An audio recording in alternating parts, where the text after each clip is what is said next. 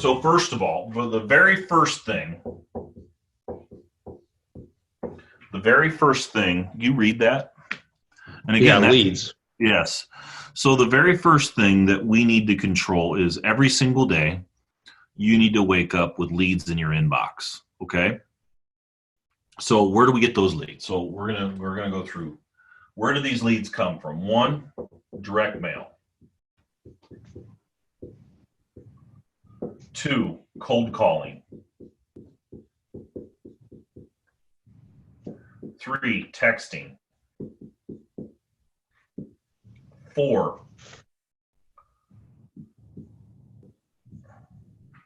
RVM. RVM? Yeah, ringless.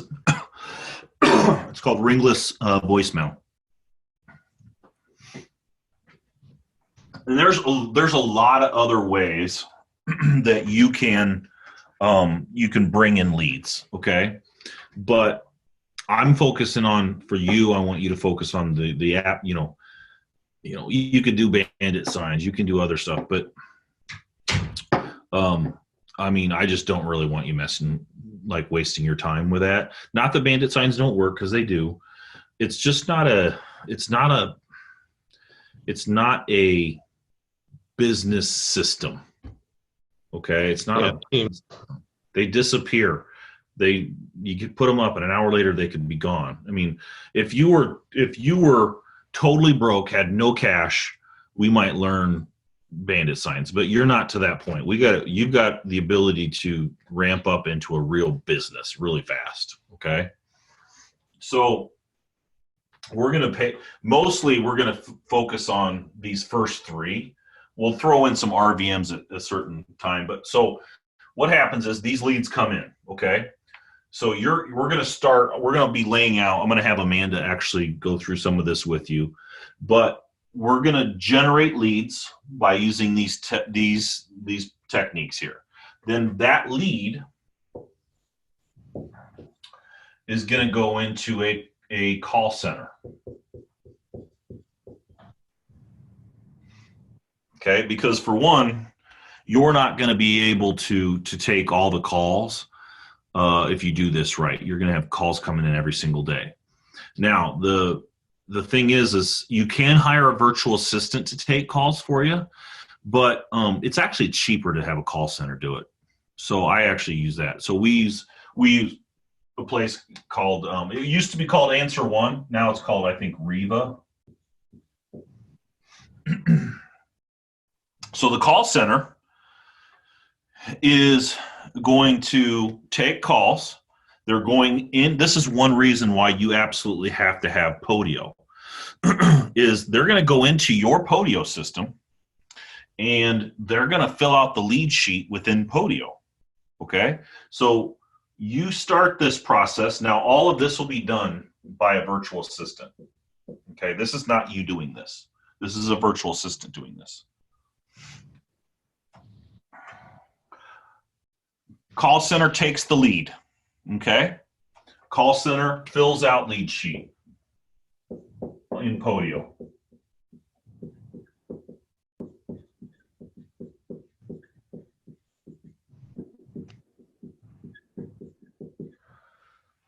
So you wake up in the morning and you have new leads sitting in your inbox. It's a wonderful. I don't hate it. Huh? I don't hate that. That's a beautiful thing. Yeah, that's great. So then those leads need sorted.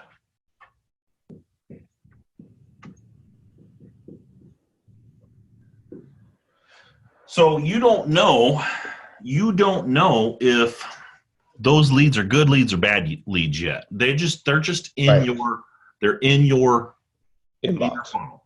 Yes. So we've got to sort those leads. Now, this is something that you're going to do in the beginning, but you're with the intention of handing this off. So I did this for a long time in my business. But Amanda does all that for me now. So when a lead comes in, we run the same process. Amanda's, I guess you could consider Amanda a virtual assistant. She hasn't worked I mean, I see Amanda maybe once a year. I have her come in town, but she works from her house every single day. So does Amanda have a friend that can do this for me? I don't know, maybe, but you won't really you won't really need it because like I pay Amanda a lot of money. I mean, she probably I bet you do. She probably makes 80 grand a year. You're gonna get this stuff done for way less with a virtual assistant and with me helping you when you have a problem, or Amanda. You're gonna have direct, we're gonna be helping you through this whole thing. So Amanda, every single Monday, Amanda gets a hold of me. Sometimes she does this late in the week, and she'll just say, "Hey, I'm going to send X marketing this week," and I just give her a dollar amount we spend. So she initiates. She does all this. You're going to have a virtual assistant do this. Then the call center takes the calls and the leads, fills out the lead sheet. You now have to sort this. Amanda does this for me. So you will do this in the beginning with the intention of teaching the virtual assistant how to sort.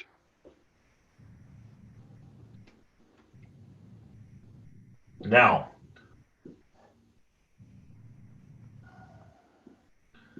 bad leads get kicked out. Bad leads will get kicked out. What's a bad lead? Well, easy numbers. If you get a lead in that is let's easy numbers. I know these numbers aren't accurate for your area, but let's say the house is worth 100 grand. Okay. And the person wants to sell and the house, they owe 95,000. Okay. So the house is worth 100. They owe 95. Is it possible you're going to make any money on that deal? No, because there's not enough room to get it negotiated low enough, right? Even if the person said, yeah, I'll take 50 grand, they can't sell it for that cheap anyway because they have to pay the bank off. So right. Bad leads will get kicked out, and then you'll work on the good leads. And the good leads,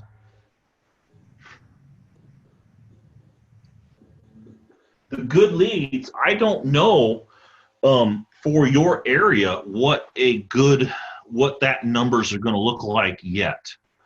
We don't know. What we're going to have to do is figure out what the buyers, you're going to be building a buyers list, and you're going to have virtual assistants helping you with this as well. Yeah, that was one of my questions. If I get deals, I got to have people that I can turn them to, and I don't necessarily have that yet. So. Nope, you don't have it yet, but you got to build it. Just like you don't have any leads yet either. You just got to build it. Yep. Have you ever heard of a company out there called Keegly? No, I don't think I have. So write this down. There's a guy, and I know the guy that owns Keegly, by the way. Yeah. Is it K-I? So KeyGlee. Oh, I think I have heard of them. They're the biggest wholesaler in your area. They are what's called a dispositions wholesaler.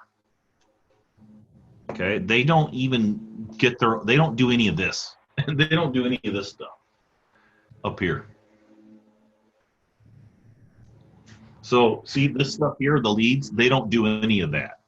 They wait for guys like you. This is what's cool. They wait for guys like you to get leads. You send them their lead, and then they sell it. They're dispositions only. So they only work with wholesalers. They don't want to do any marketing at all. And they sell a month in your area. And you probably need to do two things. One is find Sorry. Oh, I'm sorry. You need to do two things. One is get on their mail list. Get on their email list. Go in, do a search. Do a search for Phoenix, for Keegly Phoenix, and fill out the form that you can do that you'll automatically get sent all the deals that they get under contract. Okay. The reason I want you to do that is they sell every single house they get. Like they just don't not sell. So here's the thing. These good leads, if you see in Mesa, if they're wholesaling stuff in Mesa, and you're not going to just work in Mesa, you'll probably work in Phoenix and stuff too, right?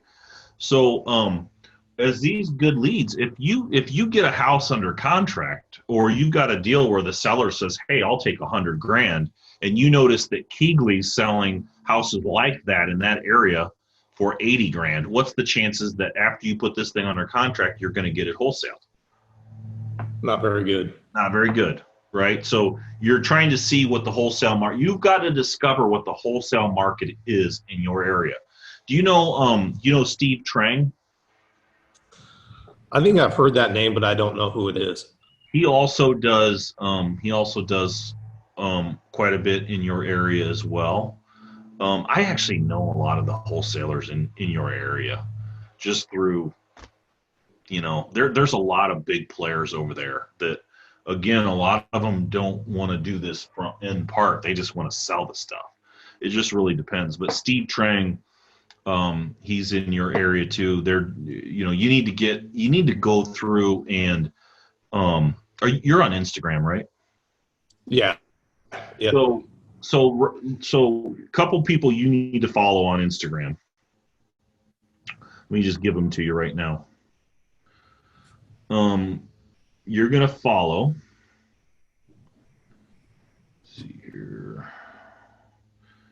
So look up Steve Trang. If you just search for Steve Trang, he sells education too. Yeah. He has a podcast, but he actually does deals. He's legit dude. But you can wholesale them stuff. You need to look up Max Jimenez. Max is Steve's partner. Max, it's MaxJimenzerei. Another good dude. You're going to look up Jamil. Jamil owns Keegley. So his Instagram is JDAMJI. JDAMJI. Yeah, it's JDAMJI. Really good dude. He is super nice guy, but he's half owner of Keegley, or a third. The other guy is Josiah. So if you look up it's Josiah _Grimes, JOSIAH. That guy's been sending me stuff in my inbox. I have no idea how he got my info. So he's the other owner of Keegley. He worked for Cody Sperber. You know Cody? You ever heard that name? I think I have, but I don't think I remember him. Cody's the guy that's always sitting in front of Chase Bank with a check and a Lamborghini. He does. Of course he is. Yeah, so he asked me to speak at a couple of his events, and I got to know him a little bit. Doesn't do any deals, but he's got guys that he connects with, like guys like, so Josiah worked for Cody for years, and Cody was doing 30 deals a month. He was not doing any of it. Josiah was doing it all. One day Josiah wakes up and says, man, I'm making this guy all this money and I'm doing all the work. I'm just going to do it on my own. So Josiah, him and Jamil are Keegley, and they do 80 deals a month throughout the nation. So they're legit. Like they're legit dudes. So you're good at sales. So you'll end up figuring out, like, so for me, I do everything. Not only do I do, we're not just in acquisitions or dispositions. We're both. Because I love this piece. I love the whole getting the deal. That's what drives me. Like, I get up in the morning and I love to see what we get under contract. Now, I'm not part of any of it. Amanda has full checkbook control. She decides what we buy. And so she makes decisions without me. I'm not even the final, yes, this is approved. She's 100% does that without me. but it's neat to see my team go through and get a house under contract super cheap, right? And I'm going to go through how I taught. So like Jamil and Max Mendez and Steve Trang, I taught them my lead manager strategy, and none of them done it that way, and they all thought it was better than the way they do it. So I wouldn't be surprised if they switched now, because my system is automated. I figured out how to be not part of it. None of those guys did. They were still making all the decisions, and as long as you're one step in a process, you're never going to be free, right? You're always going to be working it. So I figured out a way that I had never heard anybody else do it this way, to have the lead manager piece handled without me, and I'll go through that with you in a minute. So what we don't know is what is a good deal in your area. What's a good deal in Phoenix? What's a good deal in Mesa? What's a good deal in Scottsdale? They're all going to be different. We don't know that. You have to discover that, okay?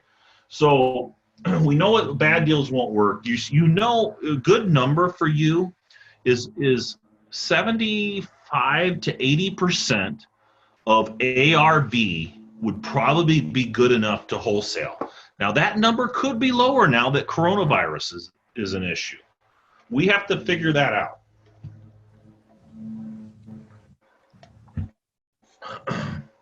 So you sort the lead, got the bad leads out, got the good leads. Now, of those good leads, we have to two things. We have to we have to actually get pictures of the property and take it further. So we need to get info and pics of property. So that's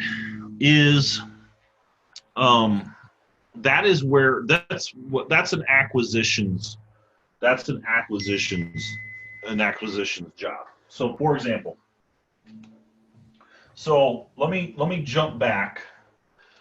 So Amanda, I told you, Amanda, we do things a little different than everybody else is in the lead manager. So what happens is this. So a lead comes in, and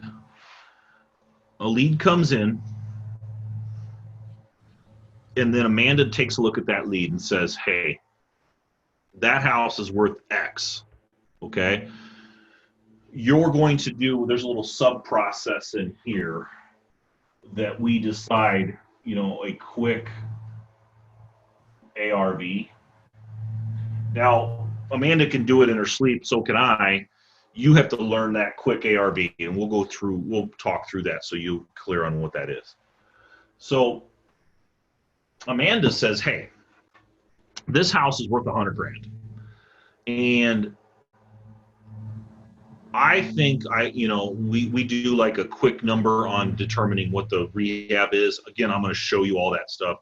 And you have the rehab evaluator sheet too now that we created. Okay. But we go through and we create a quick ARV, and Amanda will say, hey, this house is worth $100,000. Seller wants 80. Seller's asking 80, but they owe nothing. Is that a good lead? Yeah. Yeah, why? Why is that a good lead? Well, it's zero debt. I mean, if you're getting it for 80, and let's say the ARV's maybe 135, 140, someone maybe has to put 20 into it. The ARV's 100. The seller's asking 80. They owe nothing. Why is that a good lead? I mean, that's pretty tight margin for me. I wouldn't be able to tell you. Here's why that's a good lead. Because just because they're asking 80 doesn't mean that's what you're going to offer. If they owe nothing on it, you could buy it for $10,000. Depends on how good you are. Conversion. Remember what I said in the beginning? Conversion is the key. Yep. So I'm just telling you right now, every single seller you run into is going to ask $1 million for a $100,000 property. They all want more than it's worth. Your job is the conversion piece. And luckily, your favorite thing is the sales. Like, that's your unique ability, sales. You're going to be able to, and I'm going to give you a whole bunch of one-liners on how to talk down a property, okay? I've got a million of them, and I'm going to share them with you. But seller's asking 80, it's worth 100. They owe nothing. Amanda, in that, on our situation, Amanda's going to tell my acquisitions person to offer $30,000. Okay, that's different than how everybody else does it. So this piece right here, this is done by the acquisitions person. So the difference is, like other guys are doing, what they let, when they decide that they're going to get a good lead, their acquisition person decides what they offer. So how do you know, like, if an acquisition person gets a lead and they know that they can wholesale it for 70,000 because they know that there's a buyer that will buy it for 70,000, why would they try to offer 30 on a house that they know that they're going to offer 60, know that they're going to get it really fast, create a $10,000 spread? They're getting paid their commission either way. You see what I'm saying? Yeah. I don't like leaving all that money on the table, and I don't want to overpay for the property. So I have Amanda decide what the offer price is. Huge difference there. So lead comes in, no equity, bad deal, kill it. Do a quick ARV, you know that it's a good lead. So this acquisitions person, so right here, your lead manager, which is you right now, this lead manager determines offer price.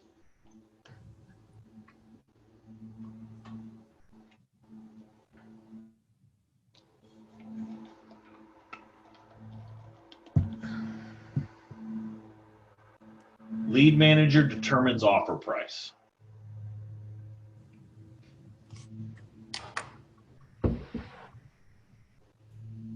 You send, so the acquisitions person is only going to the house now, knowing what they can't offer more than, now this, just so you know, this can be, this kind of works in conjunction with, it's not that this is in front or behind of this, it kind of works in conjunction.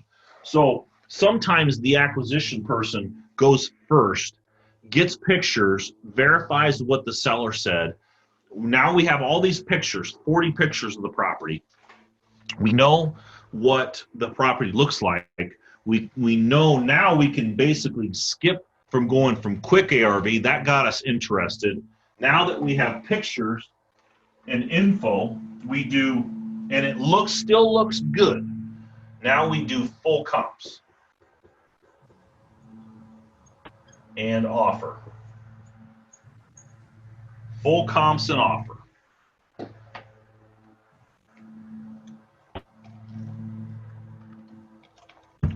We verify what we did over here. Full comps and offer. Again, lead manager decides this, which is you in the beginning. And again, everybody has Zillow now. Zillow's always off, and typically it's high. People will go on Zillow and they'll say, hey, Zillow says my house is worth $1 million, so I want $1 million for it. You know, that's just what it is. So you've got full comps and offer. So offer price.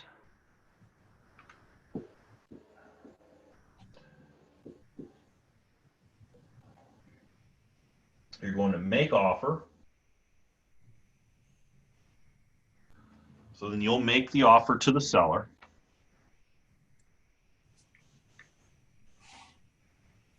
Now from here, the ratio of your ability to close is, again, it's all in how good you are at negotiating. Again, this is your strong suit, so I'm not worried about it. You have to deliver a tough message. Right now, it's actually easier than it's been in a long time, so your timing's literally perfect. But hopefully I'm good at it. Yeah, so you got to deliver a tough message to somebody. And again, if I had to give you an average, I would say that on average, most sellers ask for us are asking $80,000 on a $100,000 property and we're buying them for 30. That's an average. That's all in a day's work. Wow, that's impressive. That's what you have to do. Just laying it out for you. So, but there's a process behind it. I'm going to show you what that is. So you make an offer. Offer will either get offer accepted, offer rejected,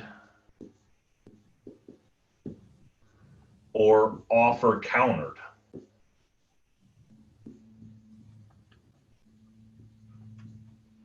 Okay. If it's accepted, that will happen on occasion. A lot of times, I'm just going to tell you right now, 75% of the deals we do, 75%. So the majority of the deals we do are in follow-ups, following up.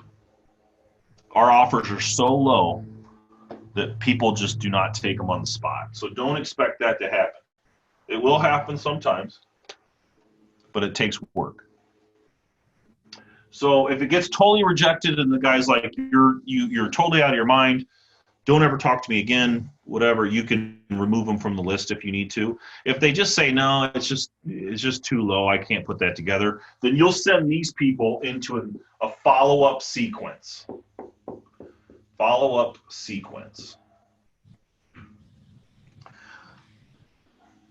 If it gets accepted, now you've got to get it under like you have to actually do the paperwork and get contracts signed.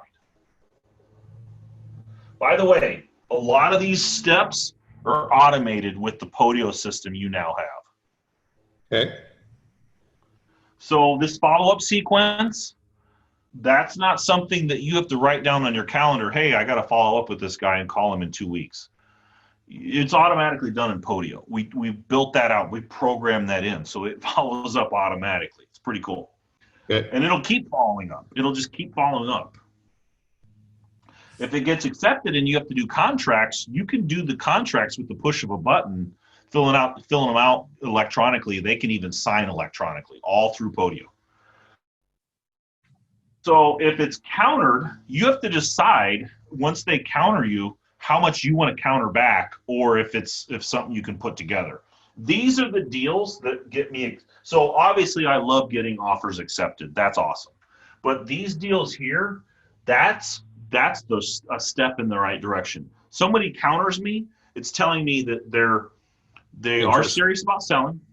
They've got interest. They need to sell, but we just couldn't come together. So typically I will, you've got a couple choices when you're countering. If somebody counters you, you can accept the counter, you can make another counter to the counter, or you can stay. Typically, I'm very, very, especially right now, I typically will not move up much. I make an offer. Here's my offer. If I had made an offer for 30,000 and somebody countered me at 31, I'd probably take it, right? But I'm not going to move up from if they want 80, I offer 30, and then they counter me at 60. I'm not going to make a move on that property. I'm going to come back at 32,000. I'm going to stay very close to my price. So again, if we need to set up a sequence, that's easy. That's all done through a follow-up for Podio. So once you get the contract signed and you're good, now this is when you need to get your buyer. You got to find your buyer. Now you're not going to wait until this time to build your buyers list. You're going to you're going to start working on that right away. Okay, but now you'll have that pool already built that you can send deals to. Okay, so you got to find your buyer, and you've got to sell the deal, sign contracts. Well, and sign. Now it's a little tricky right now. You got to make sure you have really good pictures. The sellers don't really want you to be in their house. and you've got to get buyers that can move on the property without, typically I like, one of the keys to this right now is these offers that you're getting accepted. You want these to be, if they're vacant, it's 100 times easier. If the house is occupied, it's a nightmare right now. I would really focus on vacant homes. Now, you're not always going to have that perfect scenario, and if you find the right buyers, they don't care. But if you can make life easy or hard, vacant homes are the easiest thing because nobody wants you in their house right now with the whole coronavirus thing. And if you've got tenants in there, the tenants don't want you in there either. Yeah. So you found the buyer, you've got the contract, you've got it sold, and you sign. Now you go to get all the paperwork to the title company. The title company does their thing with getting the title ready to go, making sure it's clear, setting up the transaction, and then close and get paid.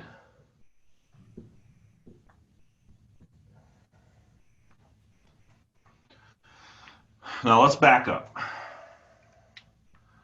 So again, I'm not involved in any of these steps. I've got somebody else that does them all. You're going to be involved in a lot of these until you train other people. So for example, the contracts, Amanda sends all of my, so Amanda's job, not only is she the lead manager, but she's the transaction coordinator as well. So again, this is something that you can train a virtual assistant to do. You're just going to have to be involved in the beginning, make sure it's done right. But the contracts she will send to so the acquisition guy makes the offer. The offer gets accepted. Once that offer is accepted, Amanda will send the seller the contracts for them to sign, and then we'll sign. And then when we find our buyer, this is you for now. You're finding the buyer until you get a dispositions person. Once you find a buyer, now the transaction coordinator, which again I have Amanda doing it for me, she would send the new buyer the contracts for them to sign. Okay. And then once she has those contracts, she sends those to the title company so that they can start doing their thing. So for you, that'll be you in the beginning until you get a virtual assistant pushed into that. Okay. How far down the road do I want to do that? What's that? How far down the road should I be doing that? Should I be doing it sooner rather than later? I just need to learn the process of it all so I can train it. I would do the first couple of deals yourself so you really understand the ins and outs. And then after you've done a couple, I would start training somebody to get it done. I think, let me see here. I think I have this all laid out in virtually unemployed. Let's see here.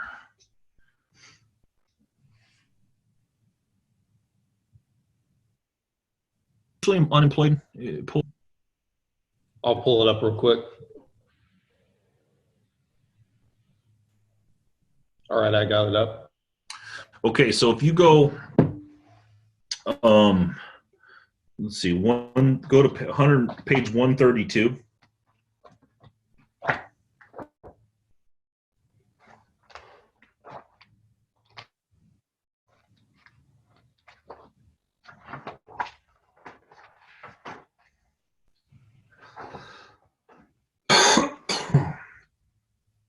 And for the acquisitions and transaction coordinator, obviously those are all local, right? Well, your transaction coordinator, that doesn't have to be local. You can have a virtual assistant do that once they're ready. Okay. I think mine actually might be different pages than yours. I'm seeing here. Hang on a second here. Let me see. Yeah. 132 is working seller leads and transaction coordination. Yes.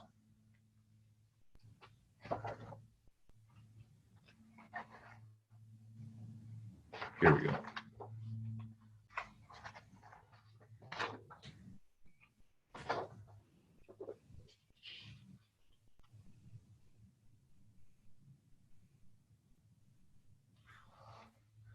So basically, if you look at, I'm gonna have to pull up my, so I'm looking at the same pages as what you are. Basically, in this book, we have it lined up where you can basically take our transaction coordination process and plug in your virtual assistant into that. So just hand it over to them. They know what to do. Yeah. Now so here's the little twist though. Every single title company, different states have different rules. You might have a few steps that are a little bit different. That's why I want you to do the first couple, because you might find that one of the steps that we don't have to do, you guys have to do, and it could be missing. So that's one thing that you need to verify first. But just so you know, again, transaction coordination that person does not have to be, at the property or even in the same state. Amanda does all of ours, and she handles everything from Arizona, in Illinois, and Iowa. Yeah. So very, very easy to push on to somebody else. So title company, you should be using, I'll give you the person. You're going to call Magnus. Let me make sure Magnus.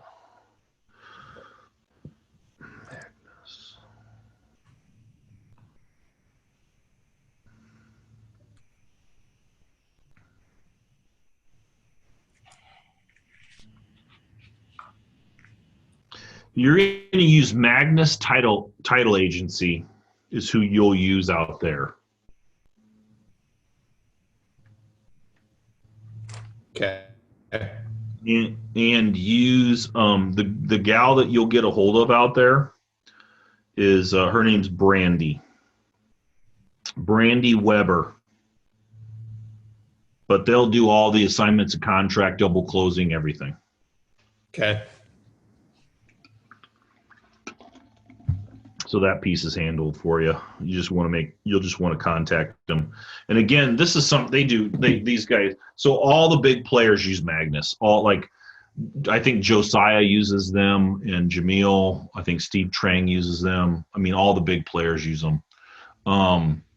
Pace Morby uses them out there too. He does a lot of deals. I got a buddy. Do you know Eric Sage? No. Eric, a buddy of mine, he does a lot of deals out there as well.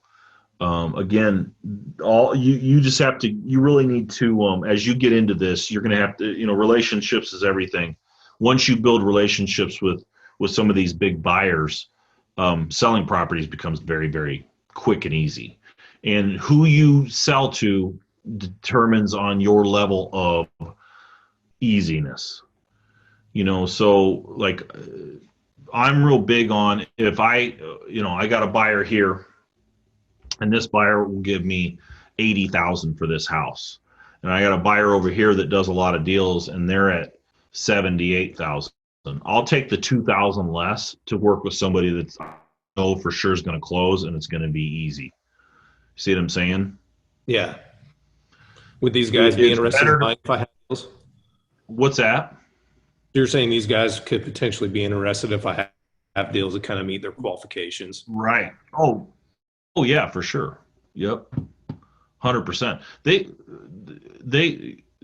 A real buyer, I mean, everybody wants to work with who they like. You'll be good at building relationships. It's one of your strong points of sales.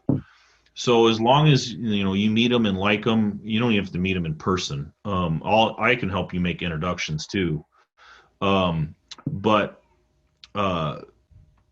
you may not get top dollar as much as what you would if I was out there. In your case, I'm doing the deals I know will close. When I sell something, because one of the biggest frustrations you'll see as a wholesaler is people that don't close. You'll get all the way to the closing, the day the closing is supposed to happen, and they don't close. That's one of the biggest frustrations. So I like working with reputable people that actually close. Yeah. Yep. Even if it means make a little less. So a lot of people, like in here in Iowa, where I do deals, I buy from other wholesalers all the time. And those wholesalers know when they sell me a deal, they're not going to make as much as if they sell it to somebody else, but they know I'll close. So for them, it's worth it. They just don't have any worries, no headaches. It's going to happen. Yeah, for them it's volume based, so they don't care. Not if they're looking at it because they know that I can buy an unlimited amount. So it's just like, okay, I'll just make it up in volume. Yep. Hey, let's take about a 10-minute break. I want to hit the restroom and all that. So I'll be right back in 5-10 minutes. Cool. Okay, so looking back here, what questions do you have on this process so far? Well, I mean, anything stand out to you that you want a little more detail at this point? Well, you've given me some good hints on finding some buyers. Like I need to learn how to market for them, find additional buyers. So in the event that, the guys that you create an introduction with, the reality is they probably don't see a lot of value there because I'm new at it. Mm-hmm. And, for them, someone at that level to want to do business with someone that's kind of getting their feet wet, typically those kind of people are just kind of like, no, I don't think so. And so, that could be. And who knows? I mean, maybe if I can bring stuff to the table, and it's good enough, nobody's going to say no to that. Nobody will turn a blind eye to money. No. So, all of it will be somewhat foreign to me starting over doing everything on my own. So I think short of going through it, quite frankly, I'm not sure if I know what questions to be asking on that. If that makes sense. Does that create some clarity, though? Does that help create some clarity? Yeah, I love the systematic approach you have for the deal flow. That you're hands off on lead gen. You've got VAs sifting deals. In the beginning, I'm hands on through the process of negotiation, going to the house, taking the pictures, those kind of items, which is fine. I need to learn that anyways, and going through the negotiation process and eventually being able to vet that out and send it out to other people to do. And so I think it's just going to take me getting out there and doing it to really understand it and falling flat on my face to get it. It's one of those things where this is one of the reasons why I'm very, very big on people that sell education, but they're not doing any deals. Like I have a problem with that. Yeah.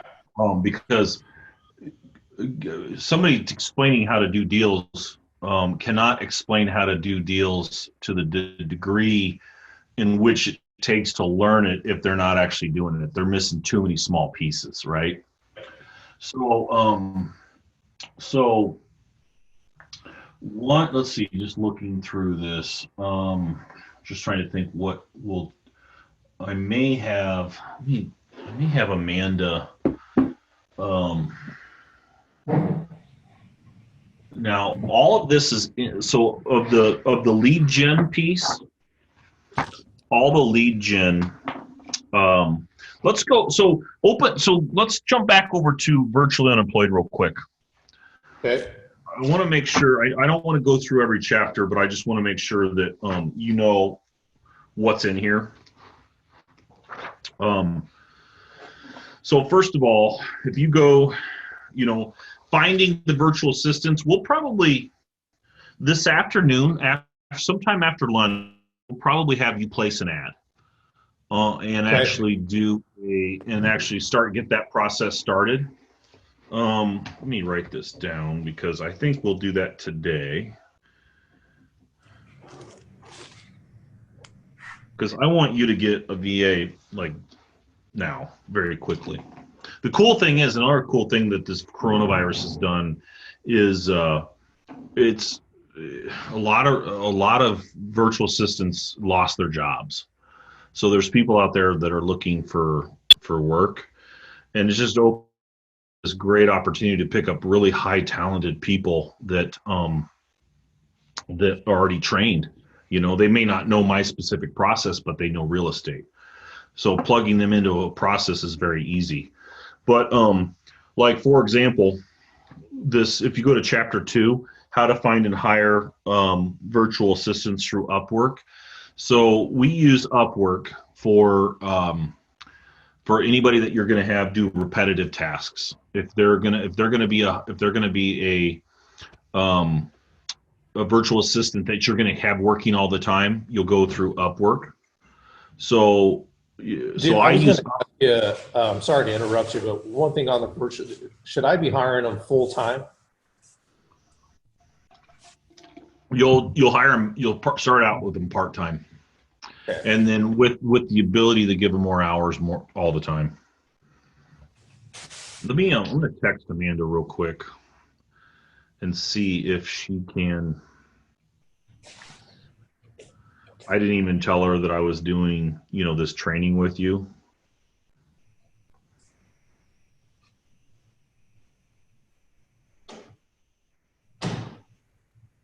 That's awesome that she lives here in Phoenix area. Yeah.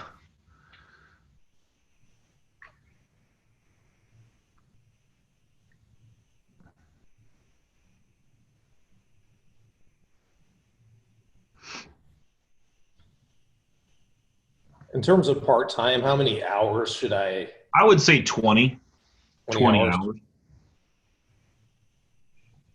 And what's a typical rate for them? $3 to $6 an hour. Okay.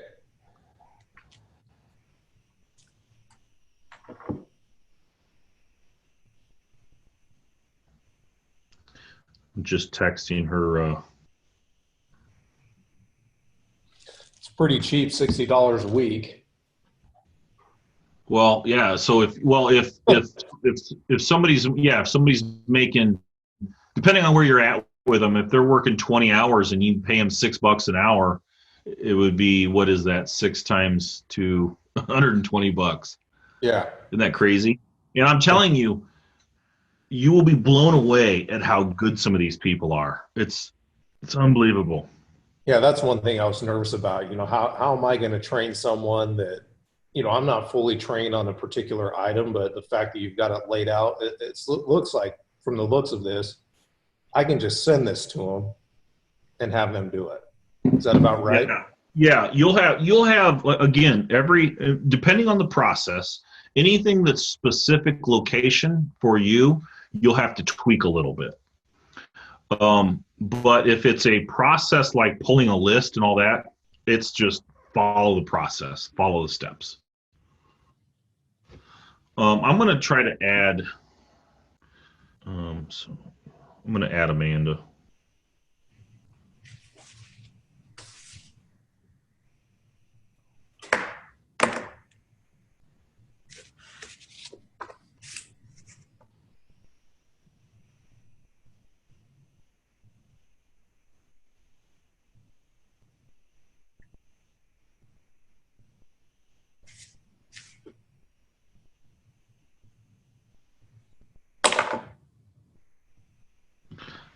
So Amanda, I'll just give you a quick. Amanda she's a workhorse. She just had twins. Oh, wow. Yeah, and she had it was kind of a tough situation because she had them 3 months early. So she's back and forth with the hospital because her babies are still in the hospital. Yeah. And she is, so she's kind of working just part-time for me right now. But she gets more done in part-time than most people would do in full-time. So let me see if I can figure out how to add her. There we go, invite.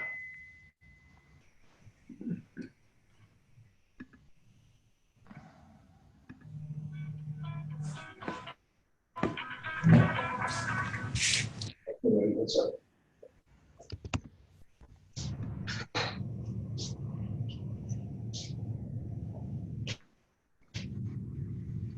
Sweet. Well, I've got a pair of Aggie check for $1200, so. Did you get the email from her?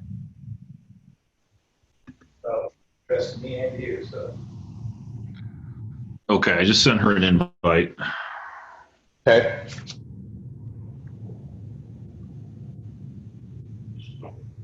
Let's see.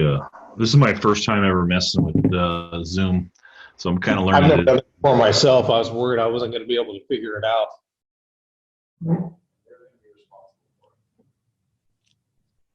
You there?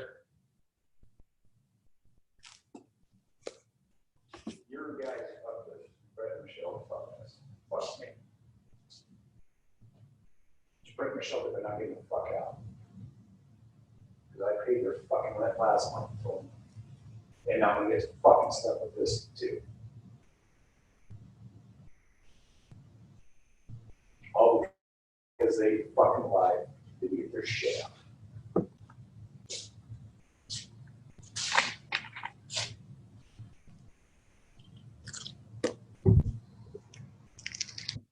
I'm not putting in the fucking dirty shit. I'm not doing this other shit. They're fucked.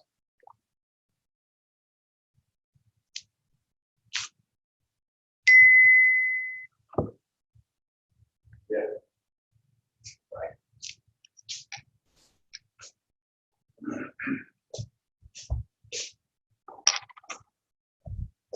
Y'all fine for a minute? It just froze out for some reason. All right, there you are. Back with you. Yeah, I don't know how. What? I lost my internet. Crazy. So I just used my really, phone. Once you said that, I was worried that it was mine. I just checked it. It's working. I just I'm gonna try to add Amanda. Here we go. But yeah, it was weird. I looked up my internet after you said everything froze, and mine was here, I'm gonna mute Amanda. Amanda, are you there? Can you hi. Can you hear me? Hey Amanda. Hey, so I have Brian on this. Can you see us, Amanda? I can see, yeah.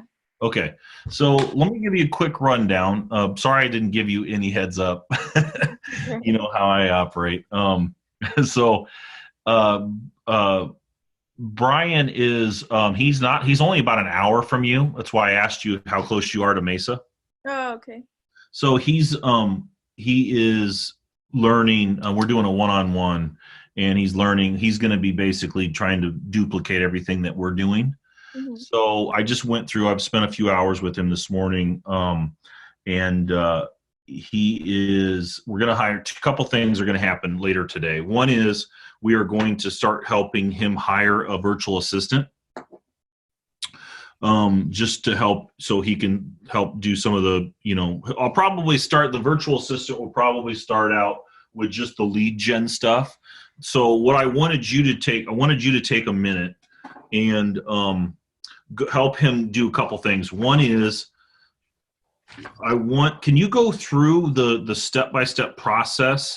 We don't actually have to do this right now, but I just want you to go through the process, through our process of doing direct mail and how we pull the list, and then how we actually send the direct mail, and then I want to go through how to skip trace a list, so like when we cold call.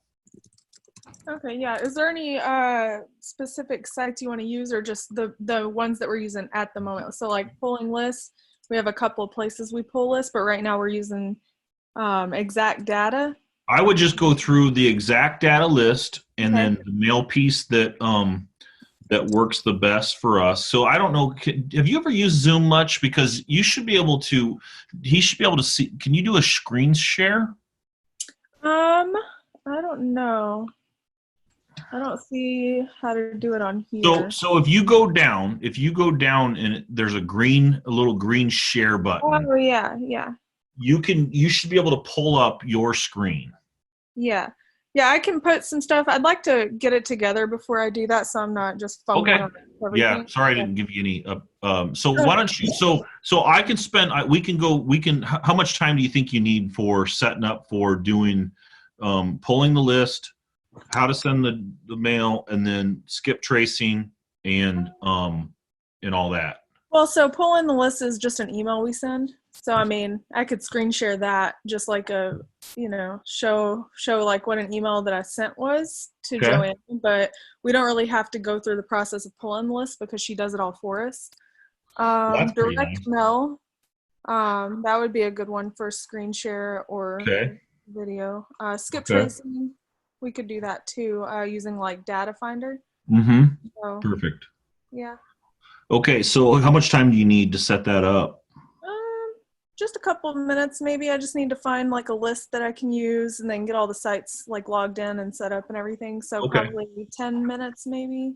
Okay, and then what about Amanda? Should we go through though? Just because exact data makes it so easy, I would like to actually like.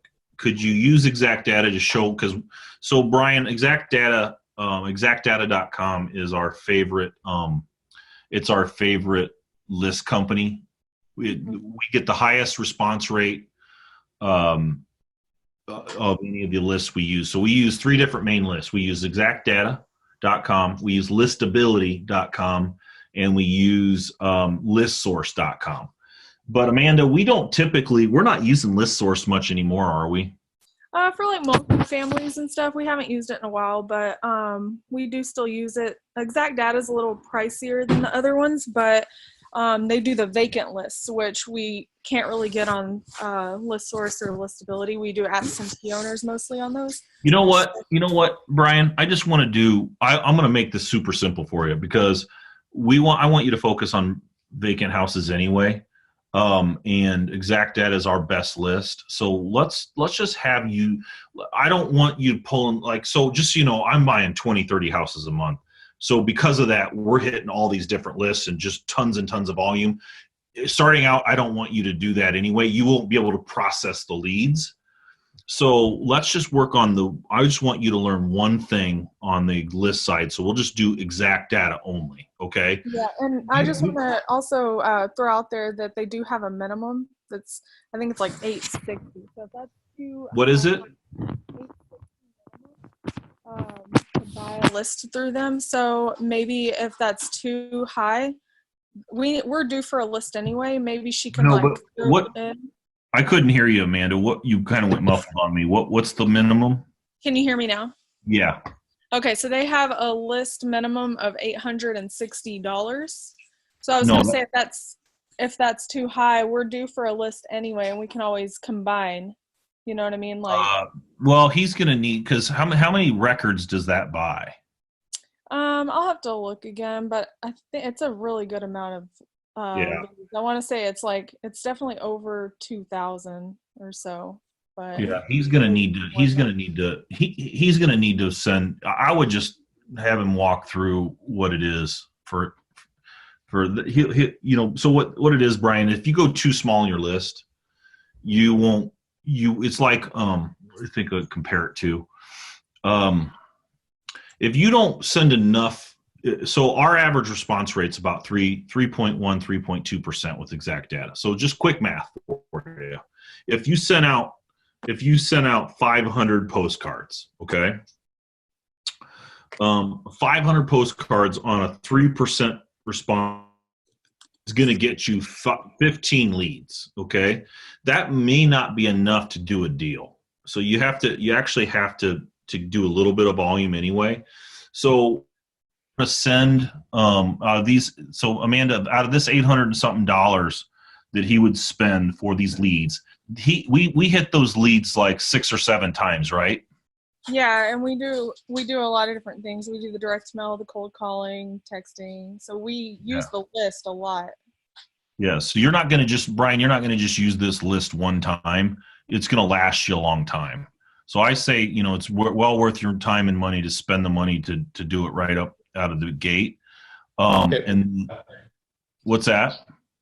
So we'll do that. Okay. So Amanda, he'll actually, if you want to help him walk through him paying for it and the whole process with her, maybe send an email with you on it, but he's going to be the one that'll pay for it with the gal from Exact Data. Yeah, an introduction email or something. Yeah. That way we can start. I want to get him some lead. I want to get leads coming in here fairly quickly. So you want to do that after we have a lunch break, so you have some time to put some things together? Yeah. What time do you want to do lunch? We could do it now if you want. It's pretty close to now. Let's do that. Work for you.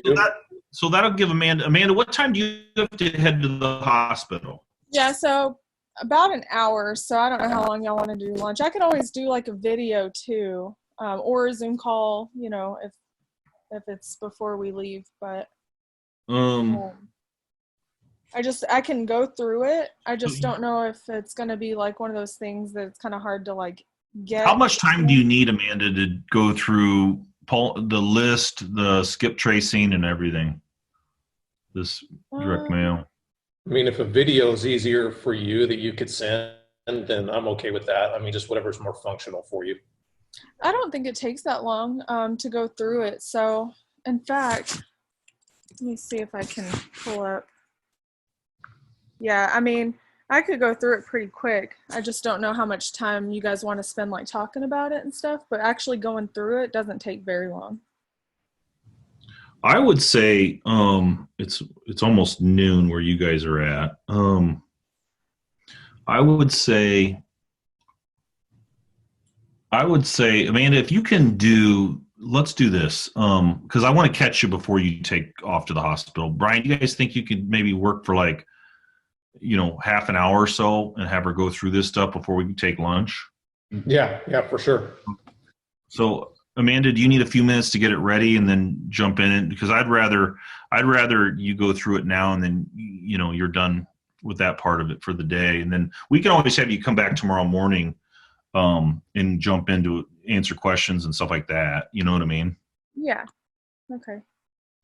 Yeah, I'm actually pulling it up right now, trying to see if I can get it ready. So when do you want me to do this? Just get it ready right now? Yeah, Okay.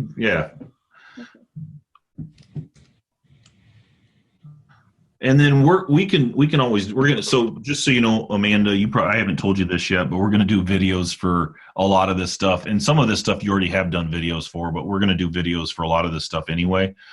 But Brian, just so you know, like, we're here for you. It doesn't matter if it's in a week from now. If something comes up and you're like, hey man, I need some help, we'll get on the phone or do a Zoom and whatever and help you. So it's not like, all the one-on-ones I used to do for Dean in the years past, basically I would show up, I would be there for 2 or 3 days, and I left and I never talked to the people again. And the hard part with that is you always, luckily I had a lot of people that became very, very successful, and I found out about them later. They'd find me somehow and just say, hey man, ever since you trained me, this and this has happened. It's been amazing. But a lot of times I just always felt bad, because that's the way it was supposed to be. I'm supposed to leave, never talk to them again. Their back office stuff will handle it. That's just not how I do this now. I just want to make sure that, like, I want you to be successful. So me too, and I appreciate that. If you need me for something, man, we're going to jump on the phone and I'm going to help you work through it. In fact, I want you to. I don't want you to struggle with this. These one-on-ones are awesome, but you can only learn. The human brain comprehends a lot, but it can't comprehend everything in 48 hours. Yeah, there's no doubt. So you're going to have questions and you're going to have scenarios that we need to run through. And so sometimes I can fix a lot in 5 or 10 minutes. That takes no time out of my day, and it gets you through. So don't even stress about that type of thing. So, okay. So yeah. So if we go through, before Amanda takes off, if we go through the whole pulling the list, Exact Data makes it easy. If you go through list source or listability, you actually have to follow quite a few screens. Exact Data is very customer oriented. You just send them an email and they send you what you want. But the Exact Data list has vacants, which are really important, because right now with the coronavirus, nobody wants you in their house anyway. So we want to target those houses. But she'll show you that person that we want to pull the vacants with. You have to actually talk to a specific person, Exact Data. If you didn't go through this training with me, you call up Exact Data and say, hey, I want your vacant list. They'll say that doesn't exist. Yeah, we had somebody do that. Huh? Oh. Yeah, I said we had someone do that tried to just contact Exact Data on their own, and came back to us and like they said that they don't have this, and so yeah. Yeah, so I'm on the website now, so should I hang tight on filling anything out there? Yeah, you have to go through a specific person. I got you. Yep. Yeah, so otherwise they'll tell you that list doesn't exist. Got it. It's crazy. This is years of us working together with Exact Data and all that. So awesome, man. Okay, so do you want me to screen share? Or just go ahead and pop in there if you're ready. Okay. And just so you know, Brian, is I don't stand a chance against Amanda on pull and list and skip tracing. She could do more in 30 minutes than I could do all day because she does this for me all the time. And you're going to be the same way. Like, you'll get to the point where whoever virtual assistant you train, they're going to be way faster than you are, because this isn't your unique ability. You don't like techie stuff, right? That's one of the things you said Exactly. you don't like. This is simply for your to learn the ins and outs of it, but in reality, you're probably never going to do this. Okay, you're going to have somebody else do it. So, Good, hey, Amanda, real quick, the in the virtually unemployed that we built, this whole process is already in there. If he hires a virtual assistant, they can just follow the process we already laid out, right? Yeah. Okay.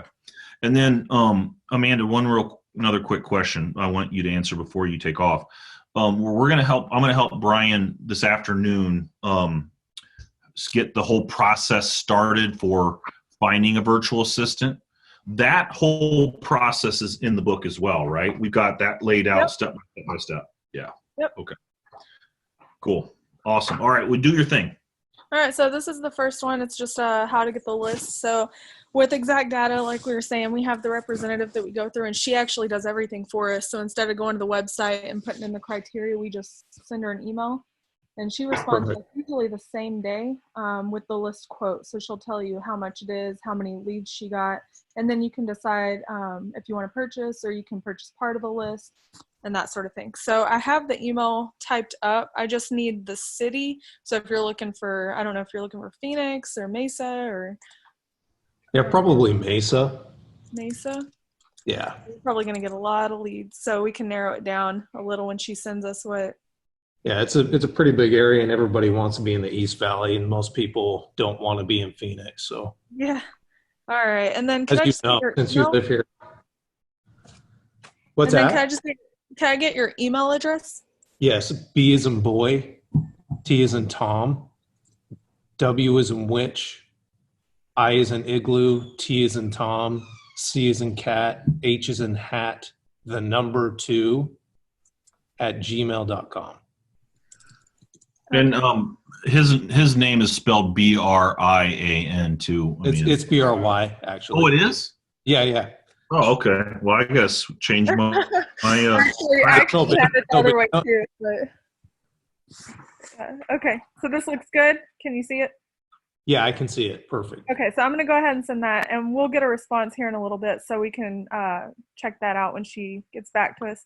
Now, so that's all we do for the list. Pretty simple. And then what happens is after you actually purchase the list, what happens is she'll send you an invoice, you pay, and then she'll send you the list, or you'll get an online account that you can go and log in. So that way you can also pull any of your past lists, see your invoices, anything like that too. Okay. Okay, so here we are for skip tracing. You can see we have a lot of files already. So I'm just going to take one of these downloaded files. And that's just datafinder.com. Oh yeah, so datafinder.com. And it's a free account, so you just log in. And then when you actually purchase data, that's when you'll pay. So you'll start by going to consumer append over here on the left-hand side. And you'll see we have available credits. There's 2 ways that you can purchase, and I'll show you those when we get there.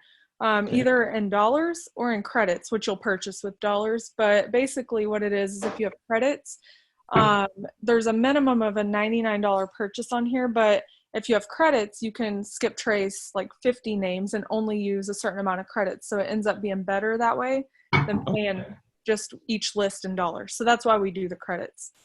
So they just charge your card for X amount of credits, and then you're not having to buy the minimum. That's sharp. I like that. Exactly. Okay, so consumer append, this is where you start, and you just start a new one. And then you select your list. So I'm just going to see if I can use the list I just downloaded. Oh, you know what? I might need a different list. So I don't think that one has.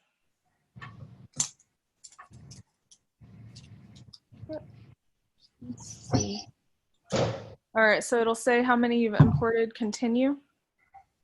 And then here's the input. So whatever you have on your list, usually you'll have like the address and the first and the last name at least. So you'll want to check those because that's what they'll actually check against to find the phone number.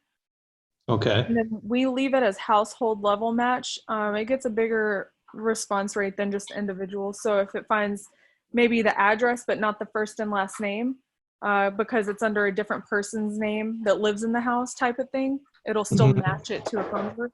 That's why we leave it for household. And then whatever information you're trying to find. So if you're looking for email, you would check that. We usually just do phone number. Sometimes we'll do email, but it's not super accurate using emails on here. With email. Yeah, you won't need the email. Just the phone number piece.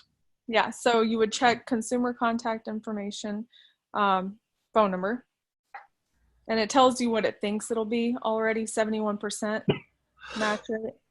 And then I don't check any of this other stuff, but you could if you wanted, like social media, demographics. We don't usually use any of this stuff. Okay. So once you check that, you just continue on, and then it'll match the different columns. So you'll just click down and match like first name to owner first name and do this for each column.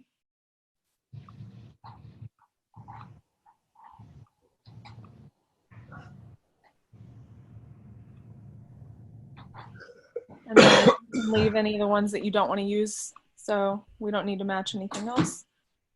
And then so hey, hey Amanda, real quick. Yeah. I just wanted to add, Brian. So when you're doing direct mail, you don't need to do the skip trace piece. Okay. The direct mail is just super simple. The postcard, and you pull the list and you send it. This is for cold calling. So when you cold call, you have to have that person's number. Okay. And for texting, we use Sherpa, right, Amanda? Right. So this process here is just for cold calling only.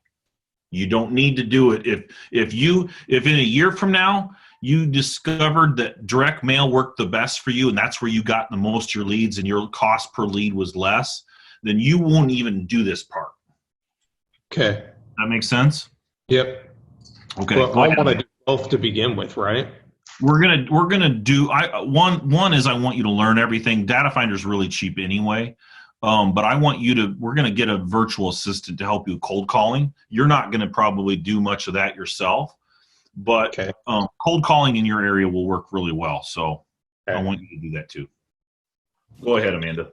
Thanks. Okay, so you saw that it was processing, and now that it's finished, it tells you what the match rate is and then the price. But you can actually view the match report. And here it'll give you some more information. So then you can decide if you want to buy it. So if this match rate was maybe only like 20%, and again, if you're using credits, it's still probably worth it because you're using less money than you would if you paid the $99 minimum fee. You wouldn't do that if it was a 20% match. Mm-hmm. But if we're using credits, you would say you agree to the terms and then yes, use my credits. Otherwise, you could pay with a card too. So those are all the options there. Once you do that, it'll actually give you the option right here to export as an Excel sheet. And then let's see, I'll show you. So once you pay for it, it'll come in your consumer append history, and you can always pull the file at any point here too. So it saves everything for you, but that's pretty much it. It's really simple. Okay. Hey, Brian, by the way, you're getting a copy of this video. So moving fast, I'm gonna be really lost if I. Yeah, so you can go back and fast forward right to this section if you need to, or have your virtual assistant do it or whatever. You know what I mean? Yeah. Amanda gets a midnight text from me saying, "Hey, I'm Down syndrome. Can you help me with this again?" Yeah. So. Yeah, there's a lot of buttons here, but we only use a few, so it is pretty simple once you get the hang of it. But that's really all it is for skip tracing on Data Finder. So are we good on that one for now? Yeah, I think that's good. So maybe jump to What's next? Jump to direct mail. Yeah. Yep. So I'm actually logged in, but we use impactorder.com, and if you don't have the referral code, I can send you that by email because you will want that. You'll get better pricing. So wait to make an account until we send you that if you plan to make an account. Okay. Just so you know, too, real quick, Brian, just so you know, you got added to the private Facebook group, right? I didn't. Okay, I'll make sure Tyler does that. But if you ever need me or Amanda, you'll be able to tag us, and obviously you can text me anytime you want. But if you ever want, like in the private Facebook group, if you ever need like Amanda's thoughts on something, just tag her in the private Facebook group, and she's pretty good about responding pretty fast. Okay. So. All right. So yeah, we'll send you the link. It'll bring you to freeze out again. Huh? Oh, yeah. So it'll bring you to a page where you'll create your account. It just cut out there for a minute. Can you hear me?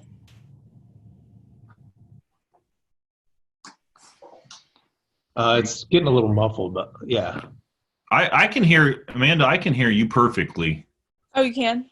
Yeah, but I think Brian, are you, is it good? It's good now. Yep. Okay. Go ahead, Amanda. Okay. You can hear me? Yeah. Okay.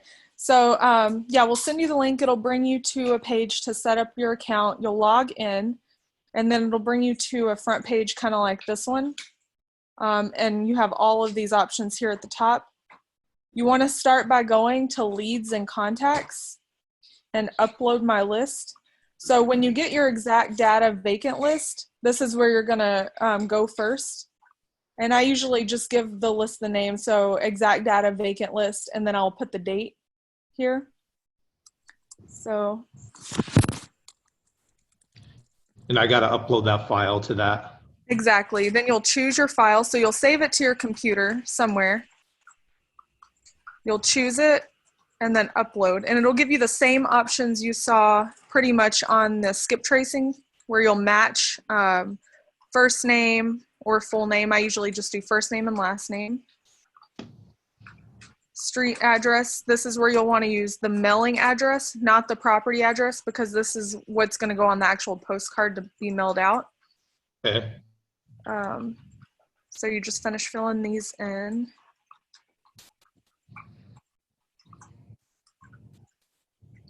And then you can always scroll up and just double check it up here to make sure everything looks good. Okay. So just basically there's 4 tabs on that you're clicking. Yeah. Yeah, sorry, I think I went too fast. I'm so used to doing this really quickly. But the bottom ones where it said phone number, that sort of thing, you don't need any of that, because all on the postcard it's going to say is like, hi, Brian, we want to buy your house at 123 Main Street. Call us at, 1-2-3-4-5-6-7-8. Thanks, Matt. So it's only certain areas that are actually filled in with the information. Okay. Other than that, you don't need to worry about any of that stuff. So here's all of my lists that I've uploaded. So once it says your mailing list is completed, you'll see it here. And from there, you can go back to your homepage because your list is there now. And you want to go ahead and pick what postcard you're going to use. So here it gives you all the options. I'm thinking you're going to use the same ones that we've been using, which is Street View for your very first one. That's the one that's doing best for us right now. So let me see if I can find it really fast. Thought I had like a favorites section, but.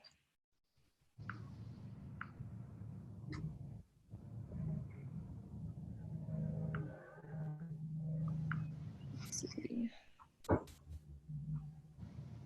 My favorites. Okay, so I did have that. View all of my favorites. Okay, so here's the Street View one.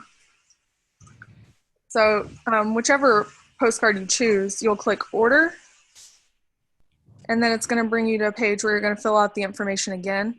Only this time it's going to have like the property information. So here it's going to have your first and last name. So pretty much your return information, the phone number that you want to use for when they get the postcard and call back, So we use CallRail, and we have CallRail. Yeah, we have it set up where we use Answer One as our call center that gets the calls, but we use CallRail because we can purchase a local phone number and then have that forward to Answer One.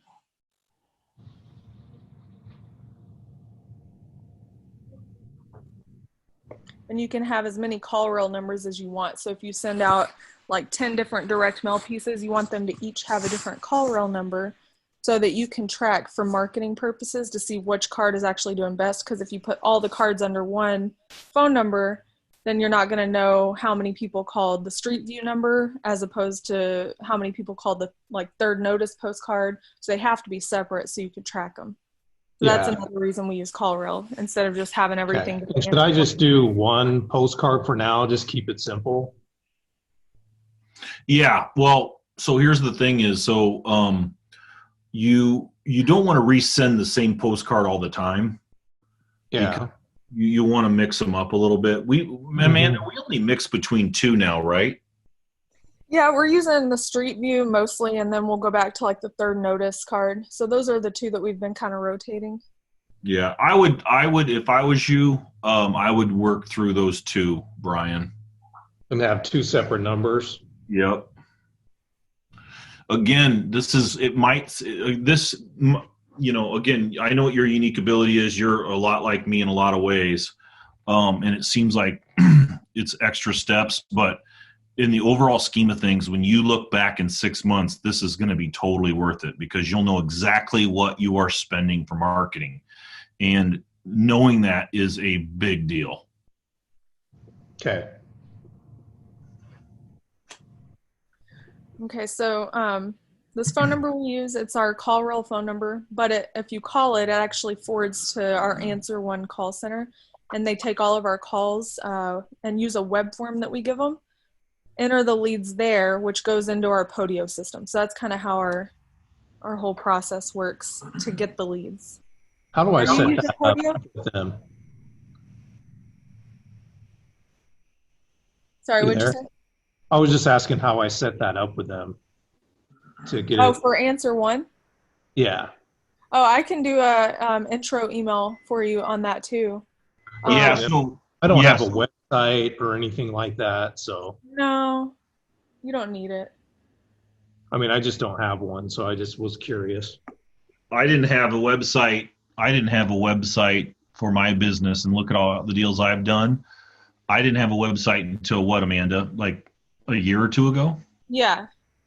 You don't need it. Okay. I'm just trying to minimize certain expenditures I wouldn't need. Yep. Yeah, let's see. I'm making notes of what I need to send. So intro email. And even if you don't decide like right now, like if I send it to Answer One, you don't have to like pull the trigger right now and pay for it if you don't want all your calls, but then you'll be getting all the calls or someone will have to get the calls to take these leads. And they're just really good about being available 24/7. And how much do they charge to handle the call volume?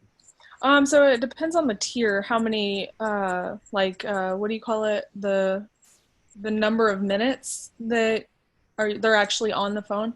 And I want to say the cheapest one that I saw was like $1.99 a month.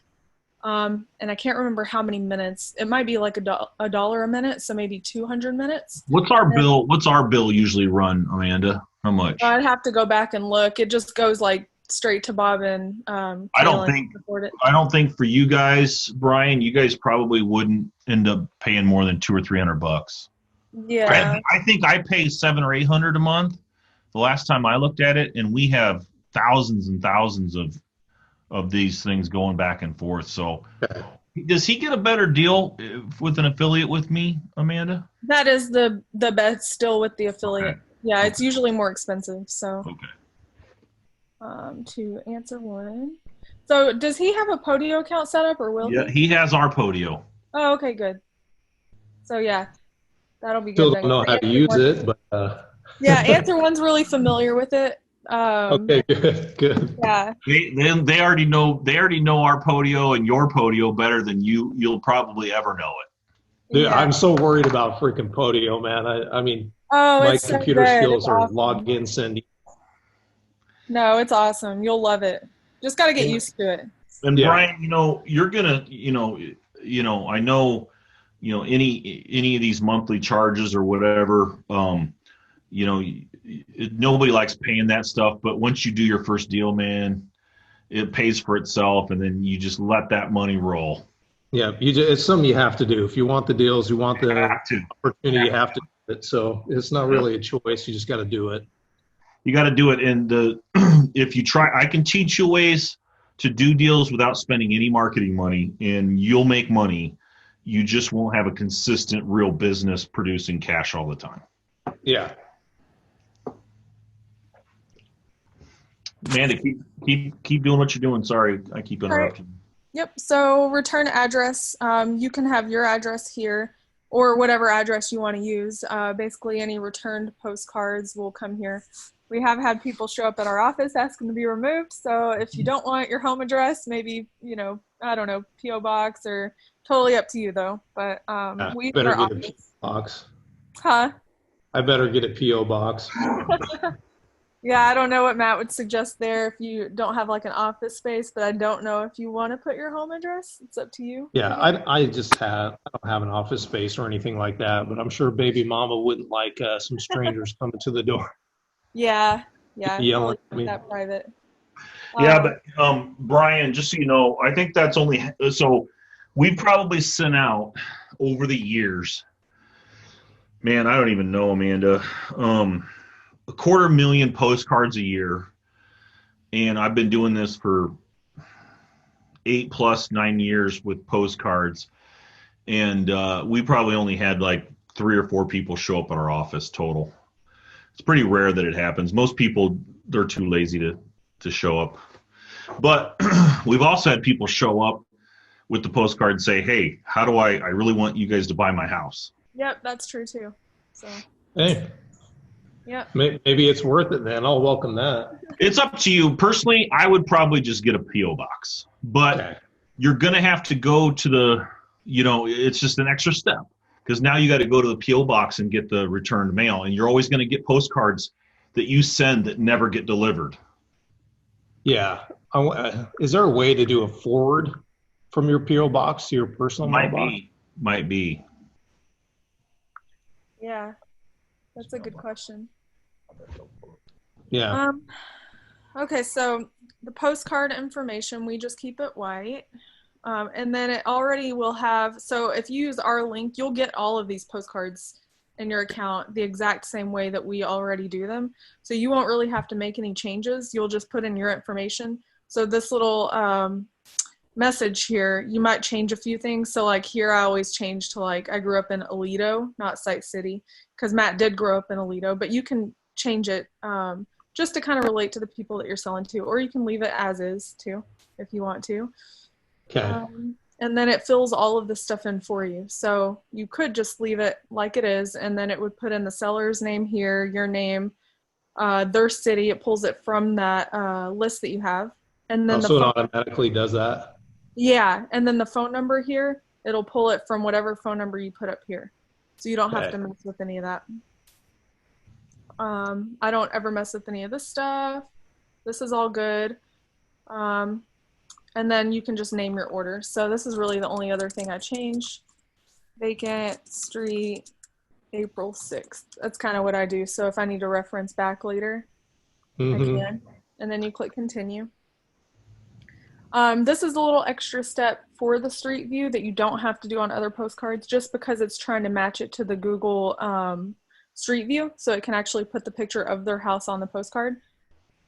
So here's where you're going to pull the list that you uploaded earlier, and that's why you need to upload it first, because if you get to this step and you didn't upload your list, you're going to have to go back now and upload your list in order to continue on. Yeah, do it all over.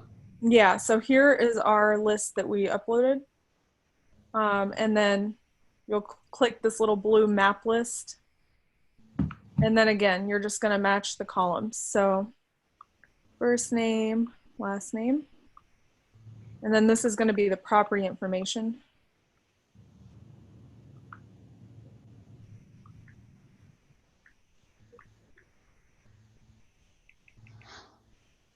Okay. So once that's in there, you'll save the changes. And then it's going to ask you to re-verify. And this is where it's like verifying the list and pulling the pictures and that sort of thing. Okay. Okay, so it says it's been successful. Click Save and Continue. And then it's going to give you a proof here in a second so that you can look and make sure everything looks good before you actually purchase the list. Sometimes it takes a minute to actually upload. Again, Brian, I know, like for me, I look at all this stuff, I'm like, holy crap, there's a lot of moving parts, but you'll have you're reading my mind. You'll have a virtual assistant do this. Again, just this whole step she's doing right here is in, correct me if I'm wrong, Amanda, but this No, is you're right, yeah. the virtually unemployed, the whole step by step. So your movement will be, hey, virtual assistant, I want to send 1,000 postcards this week to Mesa. Then that's all you'll have to give her, and then she will do the rest step by step and get it set up. Okay. Yep, so here, this is where you're going to review everything. You can even download a PDF if you wanted to send it to someone, or if you want your virtual assistant to send it to you before you approve her to purchase, you could click that. But if you just want to review really quick, if you scroll down, you'll see what the postcard looks like. That's their house right there. This is your callback number. So I would suggest always calling that number no matter how many times you've used it, just to make sure it still connects correctly to answer one, somebody answers, and that sort of thing before you actually send out an email. Office address, and then that's where it's going. And here's the rest of the postcard. And then you can scroll through a couple of them just to see how they look. Verify it. Yep. And then once you're ready, you'll click Approve and Checkout. And it makes you do this probably 3 or 4 times. It really wants to make sure you want to buy the list before you do. So it's not a bad thing, though. Yeah. Okay. And then here, I usually just click through. Basically, it tells you once you actually purchase this, it's scheduled then to go into production. So it's going to take a few days for them to actually create these postcards. And then they're going to send them to the post office. Then the post office will mail them out. So it is kind of a little bit of a process. It's not going to be immediate. As soon as you send it, you'll probably start getting calls a week and a half later. Yeah, figure on 10 days. Yeah. So once you send this and like you wake up the next morning, like, man, I didn't get any calls. Well, you won't for 10 days because they, the process. Now, this is one of the reasons why I like doing both this and cold calling and texting, because you do cold.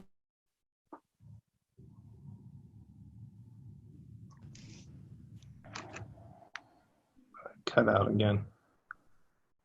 Amanda, are you there? Yeah. Okay, I got you back. Okay, so anyway, direct mail takes about 10 days after you send it to really get a response. When you do cold calling and texting, that's immediate. Yeah. Yep. So, and it kind of explains that here too as you go through these, what their turnaround time is. Here you have an option to do just, the regular, like on postcards, how you normally see, you don't see the real stamp on them. We just stick with that unless you're sending out some type of formal letter that you want it to have a real stamp.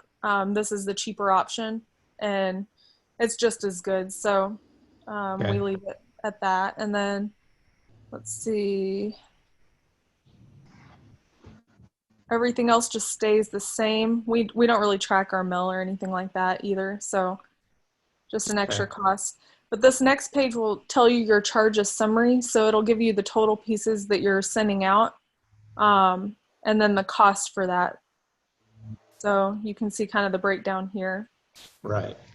So if you didn't have my discount, Brian, I think it ends up costing like 20% or 25% more, something like that. Typically, most people spend, I think it's like 55 cents for a postcard. So yeah, and that's all in the virtual training too. We actually have a side-by-side chart of what regular pricing is compared to what our VIP pricing is. So you could check that out also. Perfect. And then your email will just automatically appear there so that you'll get an email. And then you continue. you're going to have to acknowledge all of these to continue, basically saying that you accept, that you proofread it, that you're okay with it, you're ready for it to be mailed out. My computer's kind of freezing up too. Let's see, there we go. Approve. Oh, one last one. Basically tells you the same thing again, and this is where you'll make the payment. And once you click approve, it'll give you your receipt, and that's when it kind of gets everything started. And then that's all you have to do on that. Okay.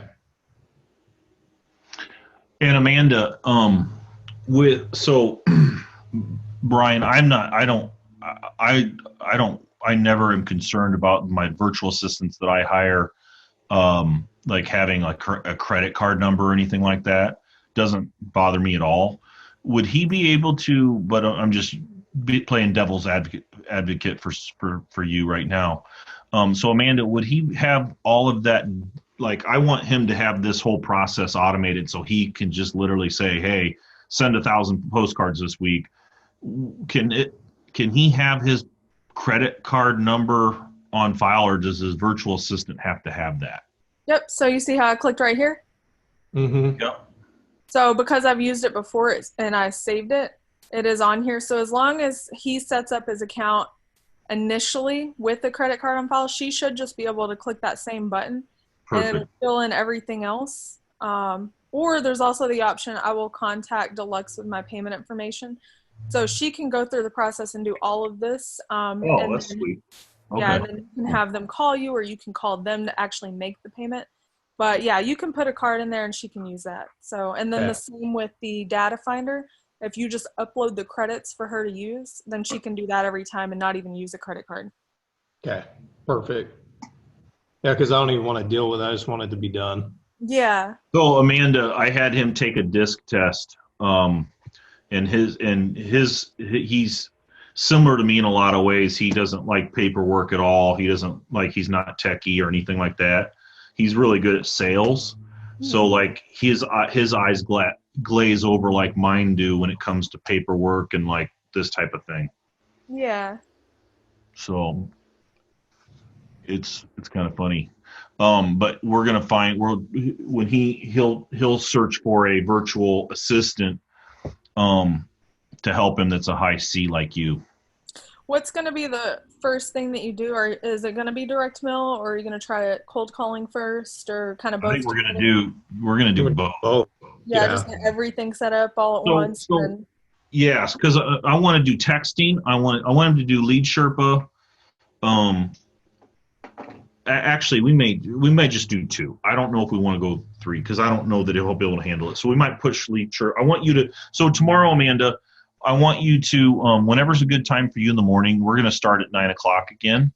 But I want you to go through the whole lead Sherpa thing with him, so he knows how to goes through the process. But I don't know that we're going to start that yet. But one thing I want to get your help on is I want to talk through some virtual assistant stuff tomorrow at some point. So just maybe set aside like an hour or something for us tomorrow sometime. Okay. And the morning is fine at some point? Oh yeah, my morning's fine. Text you? Yeah, just text me. Okay. I'm going to have Tyler go through more Podio Q&As and just process and maybe go through a real deal like today. So he's got more experience with that. But yeah, so just maybe cut out of an hour tomorrow with us. Okay. Sounds good.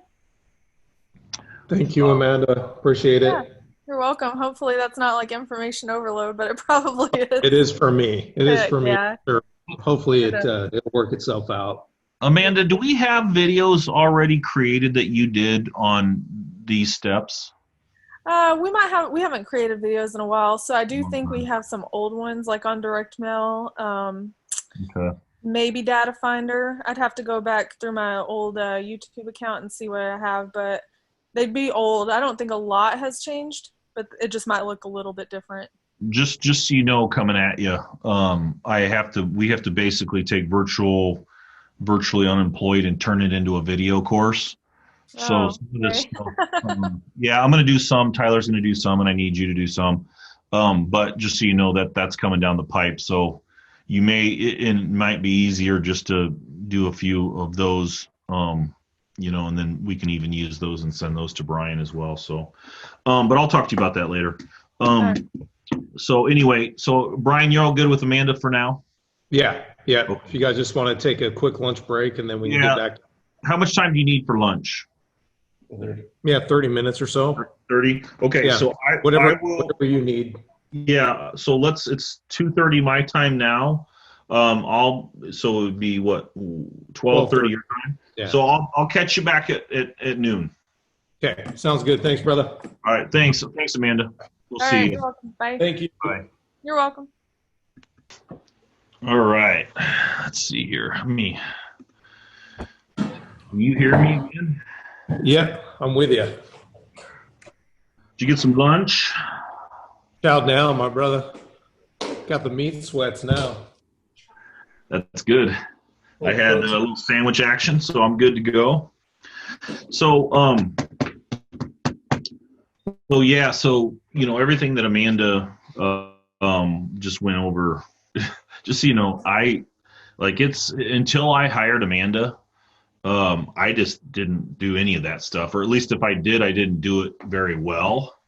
Yeah, so, it's one of those that's the kind of stuff that I think overwhelms me the most, is figuring out and doing the little stuff like that, because it's more detail oriented than you think. Mm-hmm. And there's a lot of steps and little actions to take, and that's why I really need to have someone do that for me. Yeah, for sure. So here's the thing is though I haven't thought about direct mail or cold calling, like the whole cold calling process or skip tracing, in so long that I can't even remember, because once you've got the process built, then all you do is you decide. You look at the KPIs. This is why, it's so important to track every single bit of marketing, and that's why we set Podio up to do that. Without the Podio system that you have, you would never be able to track any of it.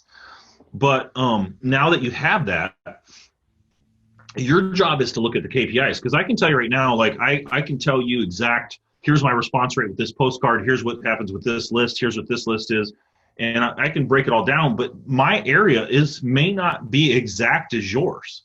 So in the Quad Cities, direct mail works really, really well. There's nothing that gives me a greater, well, I can't say that, of my paid marketing, nothing gives me a greater return on dollars than postcards. But in your area, I don't know if that's going to be the case. Cold calling may work better. But if you don't have, who knows? Yeah, we don't know yet. So, but if you don't track those dollars spent, you should be able to, if you've got all these different marketing channels working and you run them for, weeks or months, something will emerge the winner, right?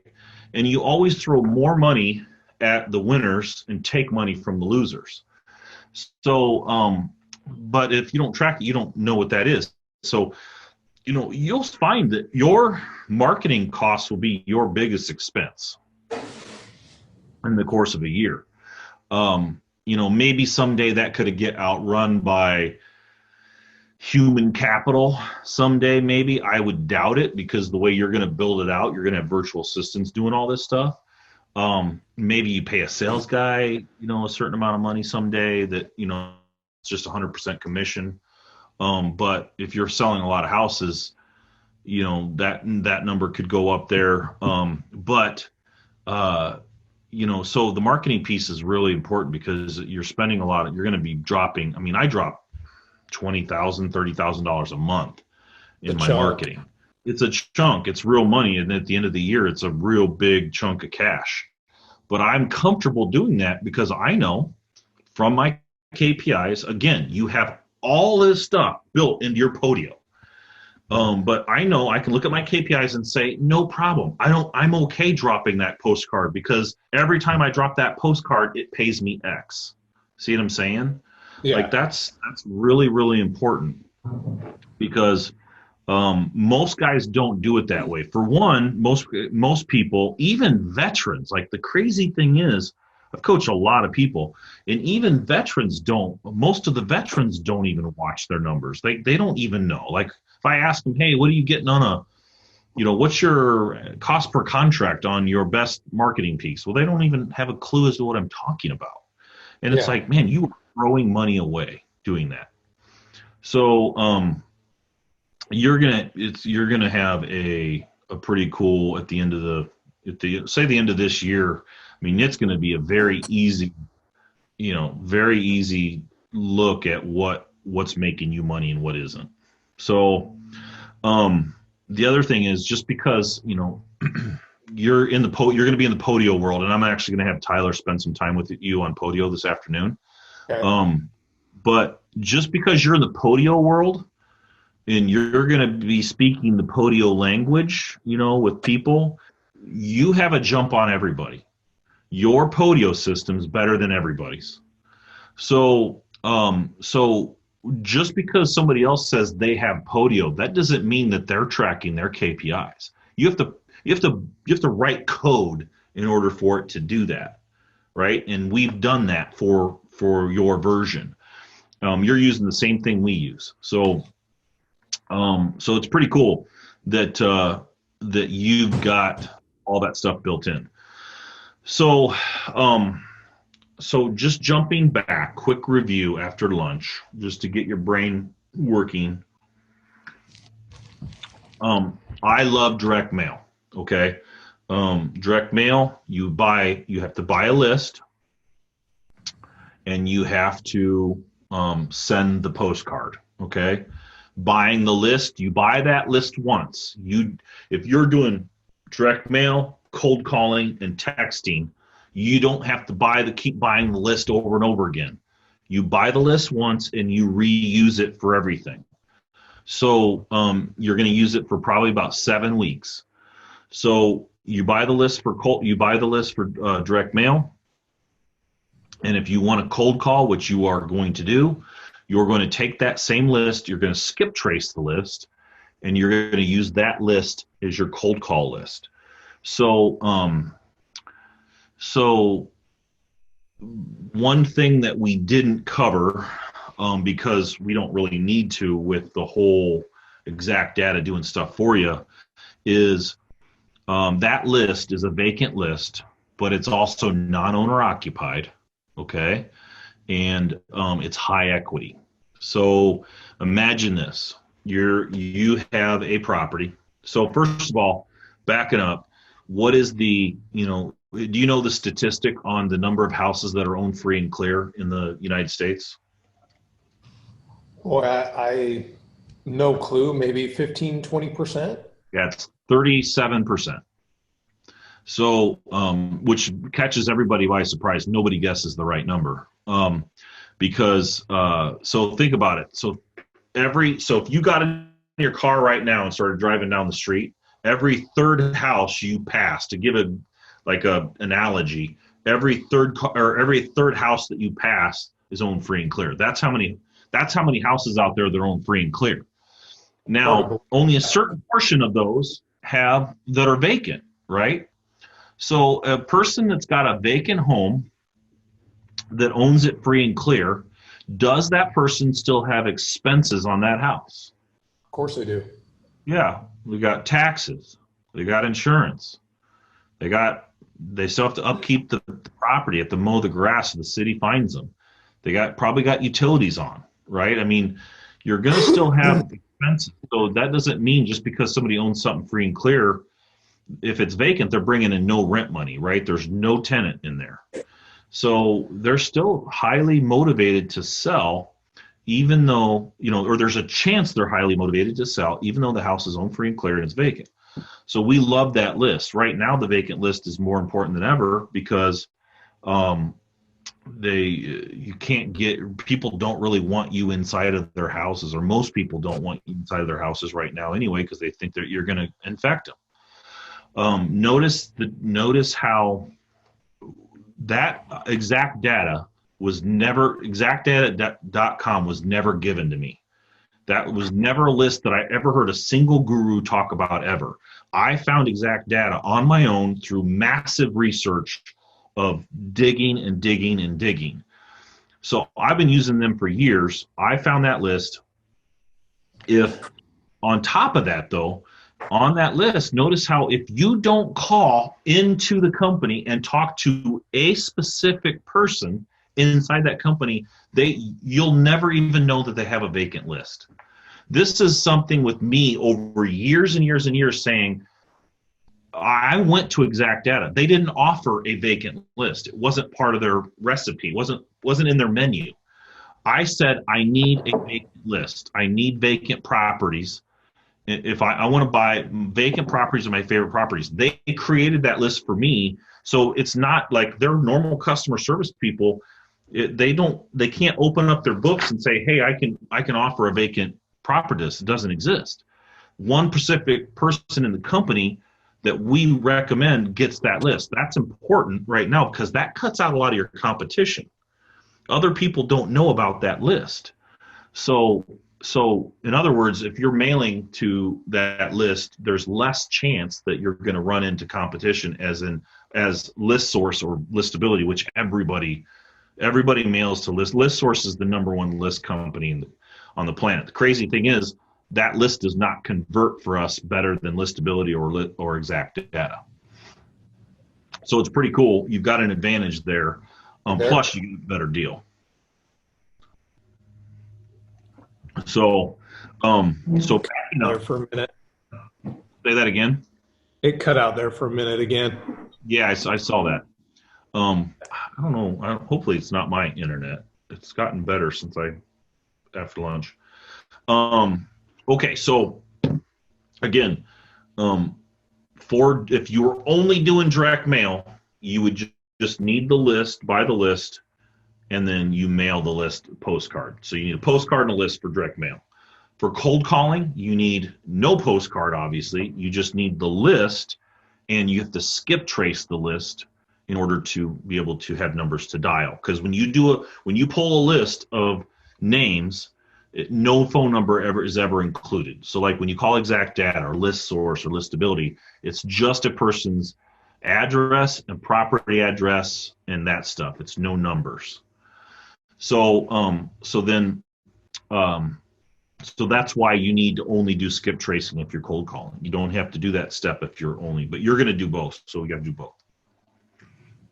Okay, so the third thing that we're going to learn, this is going to be something we'll have Amanda do tomorrow. And again, this is going to be your virtual assistant's going to do this for you. I have never done this. I have never done texting.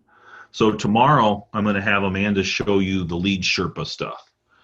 Lead Sherpas, I like Lead Sherpa because it's not the cheapest way to go, but it's the legal way to go. And with texting, there's certain laws you have to follow, and one of them is there's a law that you can't mass text. You can't hit one button and hit text message, 1,000 people. It's just risky. The law states that you have to send one text at a time, and if you do that, you're safe. Well, Lead Sherpa, you just hit a button with Lead Sherpa and it sends the text. Well, you can hit a button a lot very, very quickly and send a lot of text. So we can do all of our text I think we do 200 or 300 texts a day is all we do. And typically you can do that in 15, 20 minutes.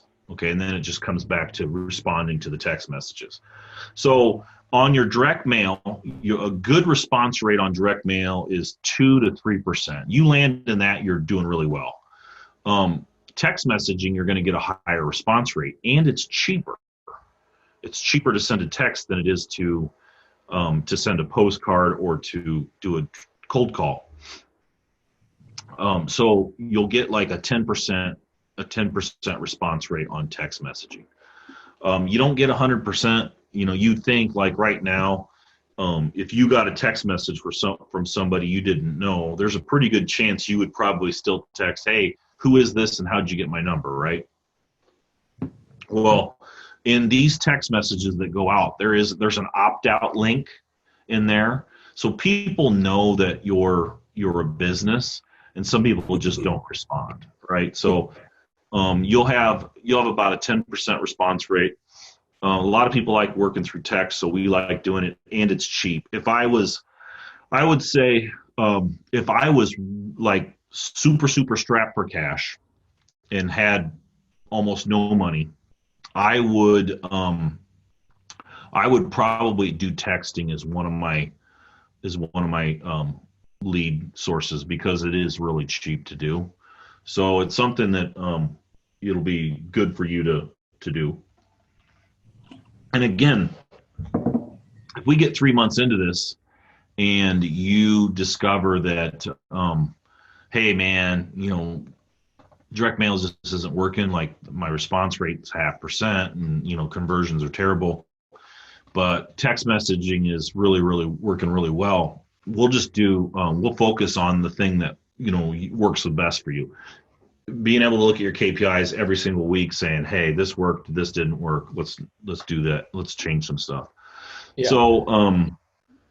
So that's why we spent the time we spent on that. So okay, all right, so we got that covered. We're going to do texting tomorrow. RVM, just so you know, so here's where I use RVM. We have RVM up here. Ringless voicemail. Where I use RVM is on all my old leads. So now you've got Podio. With Podio, you are going to capture all these leads forever. Okay, as these leads come in, Riva will be adding them into your Podio system, and these leads are super valuable. Remember what I said? What's the percentage of leads I convert on follow-ups? You remember? I think you said 75%. Yes. So all these leads will be in your system, and you'll have talked to these leads. You made them an offer. You couldn't come to an agreement. Couldn't close the deal, whatever. So, but you'll hit those people. Like last 2 weeks ago, we RVM'd, we ringless voicemailed all the leads in my whole system. There was 3,000 of them, 4,000, something like that. Jeez. And we got I think we got 7 contracts from that. Now, I didn't have to rebuy the list. Some of them were years old. Like I had talked to them 3 years ago. So you don't have to repay for the list. You've already talked to them. All you're doing is dropping a voicemail, and we'll give you, you'll have ours. But like my voicemail is I just say something like, hey, this is Matt. I talked to you a while back regarding buying your house. We couldn't come to a deal. We couldn't come to an agreement on a deal. But I'm still interested in buying. If you have any interest in selling, give me a call back at the number that came in your caller ID. So I use that one voicemail. It works for all my different phone numbers. And I don't know if I talked to him last month or 3 years ago, instead of saying, so I make it one general voicemail that says, hey, I talked to you a while back about buying your house. See how generalized that was? Yeah. And this is only people that contacted, right? And have had direct contact. Already talked to them. Yep. You're just trying to reharvest old leads. So you've got those leads in your system. You drop that first voicemail. Now they pick. So ringless voicemail, they look at their phone and they look down and they're like, how did I miss a call? I didn't even hear my phone ring. You ever had that happen? Oh, yeah. Where you've had so they think that maybe there was a glitch in like their cell service or whatever. So they miss a call and they're like, they listen to the message. Oh, call, this is Matt. Talked to you a while back about your house, and called me back on the number that came up on our caller ID. So they hit send, and it immediately rings a couple times and goes to another voicemail. The other voicemail just says, hey, this is Matt. Sorry I missed your call. I'm on the line with another seller. Leave me a message and I'll call you back. So now they think that you're talking to another seller about buying their house, and there's another voicemail, so they call you back. So here's the cool thing. You can't leave one voicemail. If you do, it's meltdown. Your phone will literally not stop ringing. The 2 voicemail system, by the way, these these never come to your phone, right? This is all done through the software. So the 2 voicemail system is the filter that you need in order to get the leads that are most motivated. Somebody that listens to 1 voicemail then calls, they're not motivated. But if they go through 2 voicemails and they leave you a message, those are good leads. So we just I think about every 2 months, 30 days to 2 months, depending on the situation, we drop RVM on all our old leads, and it always harvests new contracts every time. Again, you've already paid for all that, and dropping RVM is the cheapest thing there is. It's cheaper than texting. So my first RVM that I ever did, the very first time I ever did it, I spent $200 total on all the RVM stuff, and I made I wholesaled a 12-unit building, and I made $136,000. First deal ever. First time I ever did an RVM. $200 converted into $137,000. That's why I like the game. So, don't hate the player, hate the game, brother. Right, man. So, now the whole call center thing. Amanda sent an email today on that to make that intro too, right? I thought I saw that later. Call rail, answer 1, affiliate link. Okay, so so Reva and answer 1 are the same thing. Okay. Same thing. So you're going to have to Nexa. Huh? Nexa. Is it Nexa? Nexa. It's not Reva? Nexa, sorry. Oh, sorry. Here, erase your Reva. It should be Nexa. NEXA. Here, let me write this.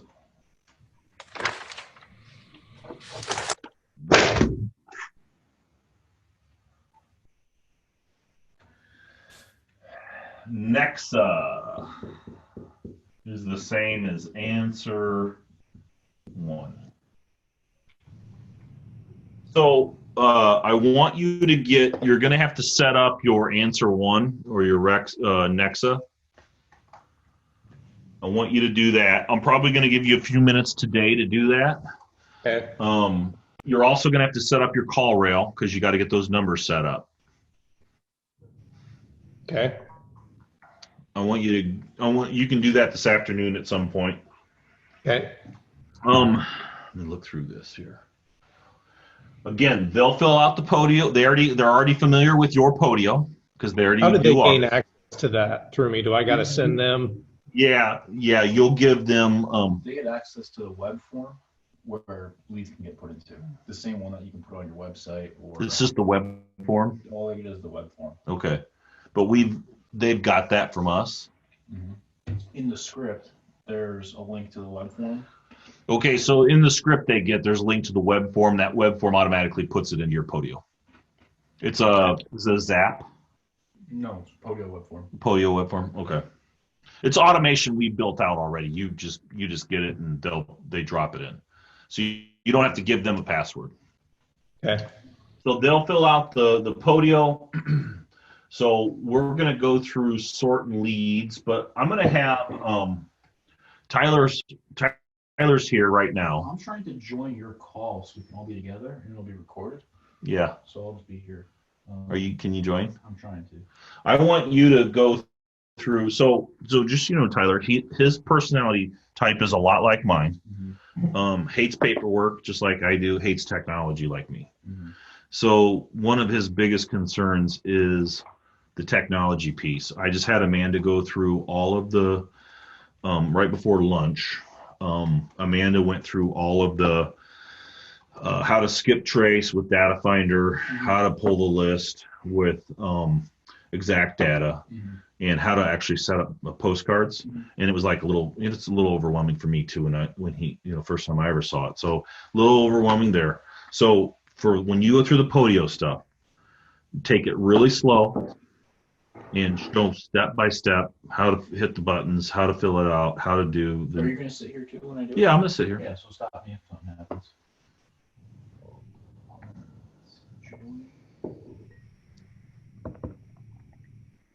And again, I know I've said this before, Brian, but we're not disappearing after this. If you need help, Tyler can jump on with you too. Yeah, I appreciate that because I'm sure that I'll need it.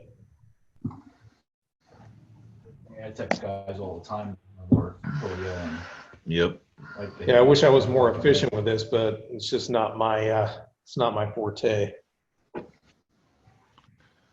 Hey, not everybody's different.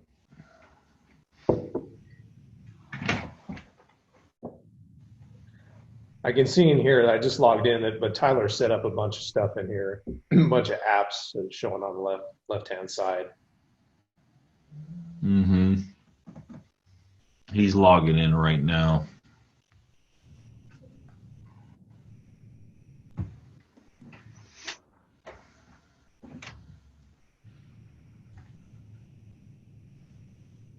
You throwing it up on that screen too? I'm trying not to.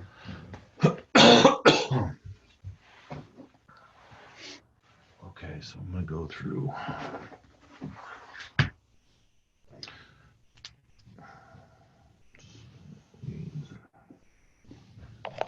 Something pop up to let me in. Oh yeah. Okay, you're in.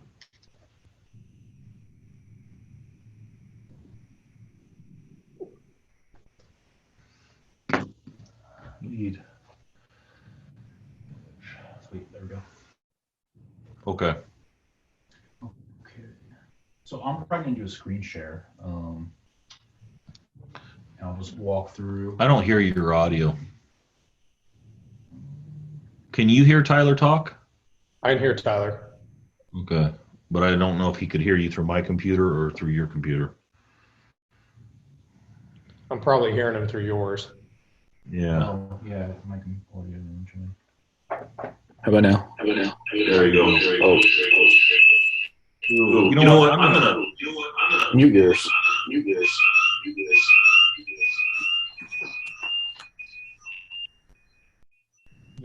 just mute my computer. Yeah, just mute your computer. Okay. Sorry. Oh, you're fine. Yeah, when two computers. Yeah, when two. So Pop up. I'm gonna pop up Podio and share with you. Wait, I'm not hearing your. You have to hear, You have to hear me through here. Okay.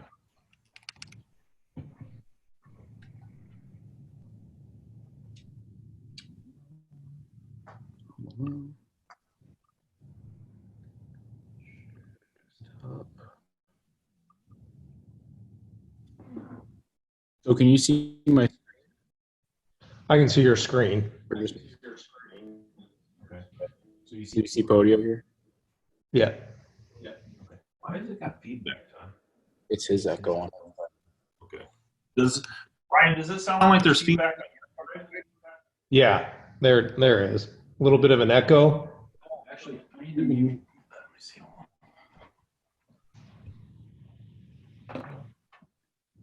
There we go. It'll stop now. What did you just do? Muted yours. And now the echo should be going. Yep. 1, 2.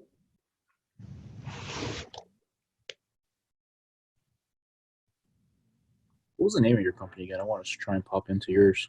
Yeah. Paradigm Real Estate Investment Group.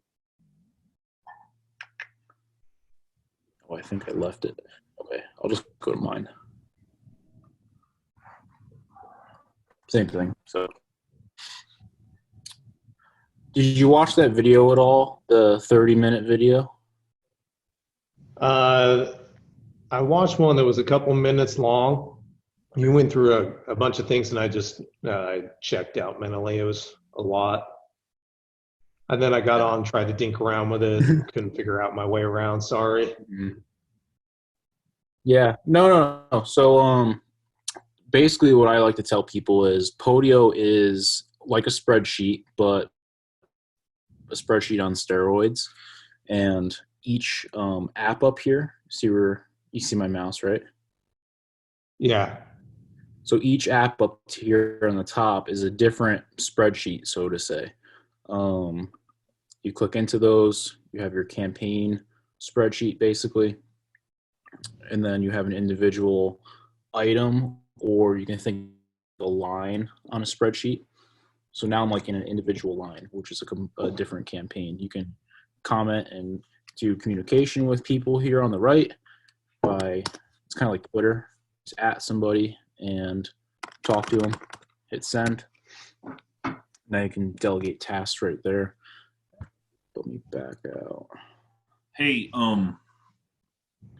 hey, Brian. Yeah. So go back, Ty, to where you were just at. Because none of those apps show up at the top for me. They're just all on the left-hand side on the. Can you share your screen? How do I do that? Just In hit share? Zoom, there's a little share button in the center. It's green. Little green share button on Zoom.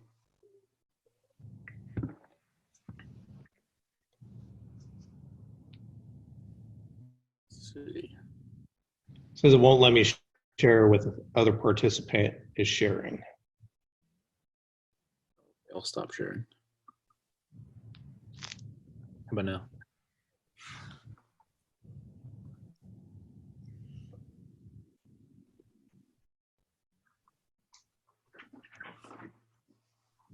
Oh, it's not letting me do it. This is my girl's iPad. It's not mine. Oh, so if you're on the iPad, it looks different. It will be on the sidebar, like you're saying. Oh, okay. So I got Podio pulled up on my computer, but I'm iPad. with you on the iPad. Got it. Okay, so I'll share my screen again. Let's see.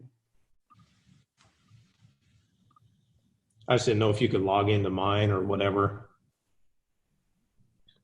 I left yours after I installed it, but Oh, I got you. I could. It's the same here, though. You should have all the same apps. They'll just be on the sidebar of your iPad if you're looking there. Yeah, it's on my computer, but so go back to because I want Brian. This is one of the most important things to your business is Podio. This literally turns your business into a real business. Okay, so it's important that you get this stuff right, and it's important that this is done right. What I've seen in the past is that people will not do this stuff. They won't take the actions needed. And then you're basically, it would be like racing a Corvette against other cars and never shifting out of first gear. yeah.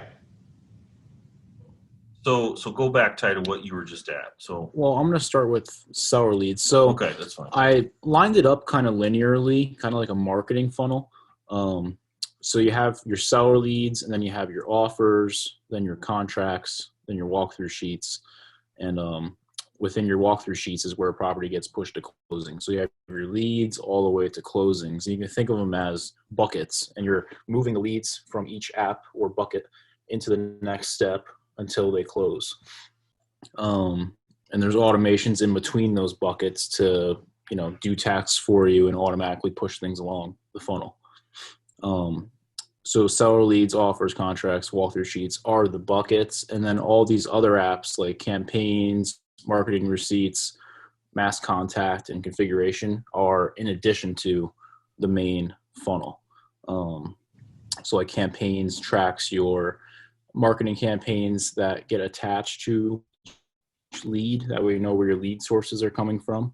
Trying to think where else we can go. I covered it so much in that video. I don't know where I should go. Well, just go through just go through because he'll watch the videos, but if he's already seen it once and then watches the video, sink in better. Mm-hmm.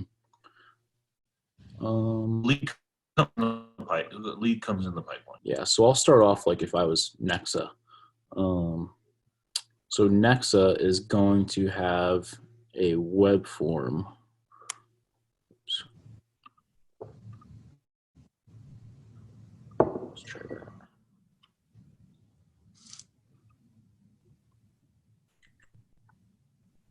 mine's off for some reason. Anyway, so they'll have their own link to a web form. I'm sure you've seen a web form before where it's just like first name, last name, and then all the information you want to collect. Once they hit submit on there, it gets dumped into your seller leads as a new line item like these. Can he see your screen now? Yeah. Okay. So you'll have a filled out lead with all of your contact info that the person filled in. They're all required fields on that intake form. So back up. So Brian, what'll happen is in the morning, you will have an email. Okay, in the morning, during the days, whenever, you will have an email that you have a new lead. Mm-hmm. Okay, so you won't have to come into Podio to this screen where he's at right now to see your leads. You will have an email that will have a clickable link to those leads as well. Every time a new lead comes in, you will get an email. And the reason why this is important is you have to respond. You're in a market that's very, very aggressive.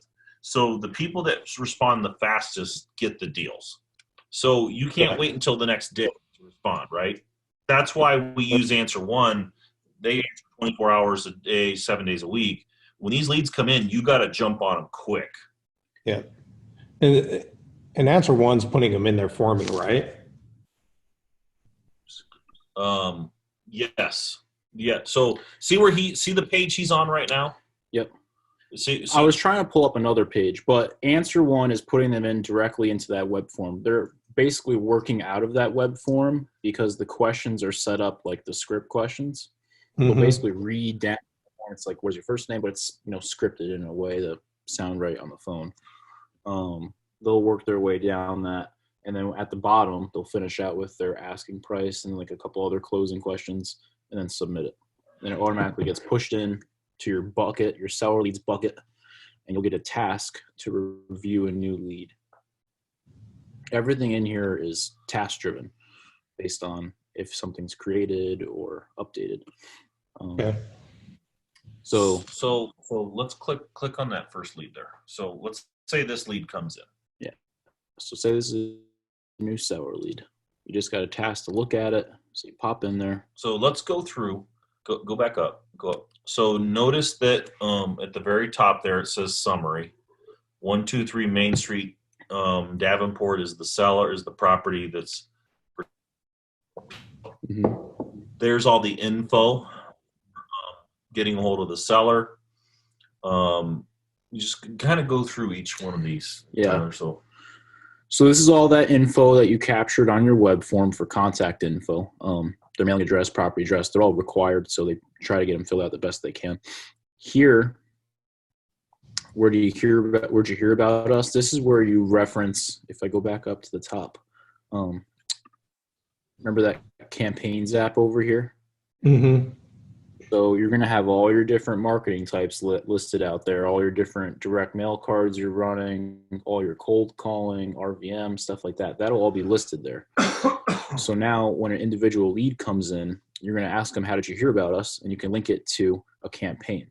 That'll start tracking your campaign results, your response rates and stuff automatically as the seller lead moves into those different buckets down the chain.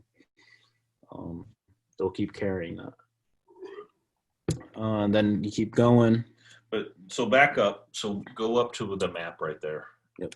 So this map, it automatically generates where this property's at. So you can click on the map if you want. You can do so if you clicked on the map. And then you can get street view. Street view, you can see everything else that's going on. These are little tools that keep you from having to get in your car and drive to the property, right? You don't want to do any of that. You don't lead comes in, you don't drive to it, right? We don't need to do any of that. Mm-hmm. Then you got some more property details from that web form. Hopefully the person or the caller, whoever put the lead in, collected beds, baths, and a couple other, pertinent things of information. But all that's tracked here. You want to try and go back. If it's not filled in, talk to the seller and fill this out the best you can, because this is the seller lead is the initial item that sets everything up for as it moves down the chain. Now we have Daisy call. Don't we have Daisy call seller and have she fills it the rest of the way out? I think so. Yeah. So we have so what happens is when we get a lead in, if we're missing any important information, we have the VA call the seller and ask the seller the questions that we're missing. Just to fill out this stuff. Yeah. So if there's no beds or baths or anything like that, we don't do that ourselves. We just have the VA do that. So what you'll do, Brian, is probably once you hire your VA, you'll make sure they get the leads at the same as every time that a new lead comes in, your VA will get the lead as well. And your VA can go through and make sure all this stuff's filled out. If not, they'll know to call the seller and fill it out. Okay. Yep. So this is all just more tracking information on the property. Here, how quickly does the seller want to sell? It's just a motivation type of tracker.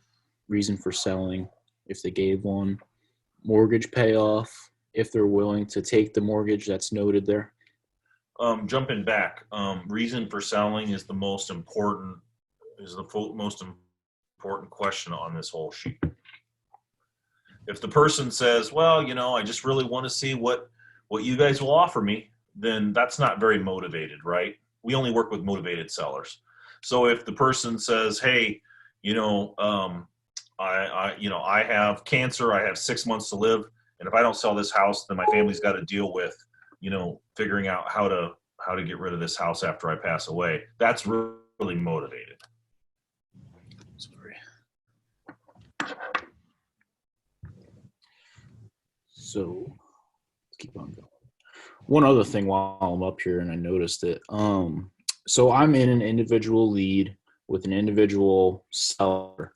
I can quickly text them right from Podio. If I type in SMS : and I can type whatever message I want and hit send. So they don't have to put the number in or anything. You don't have to pull out your cell phone and then have these people have your cell phone number. This will text them directly through a custom Podio phone number.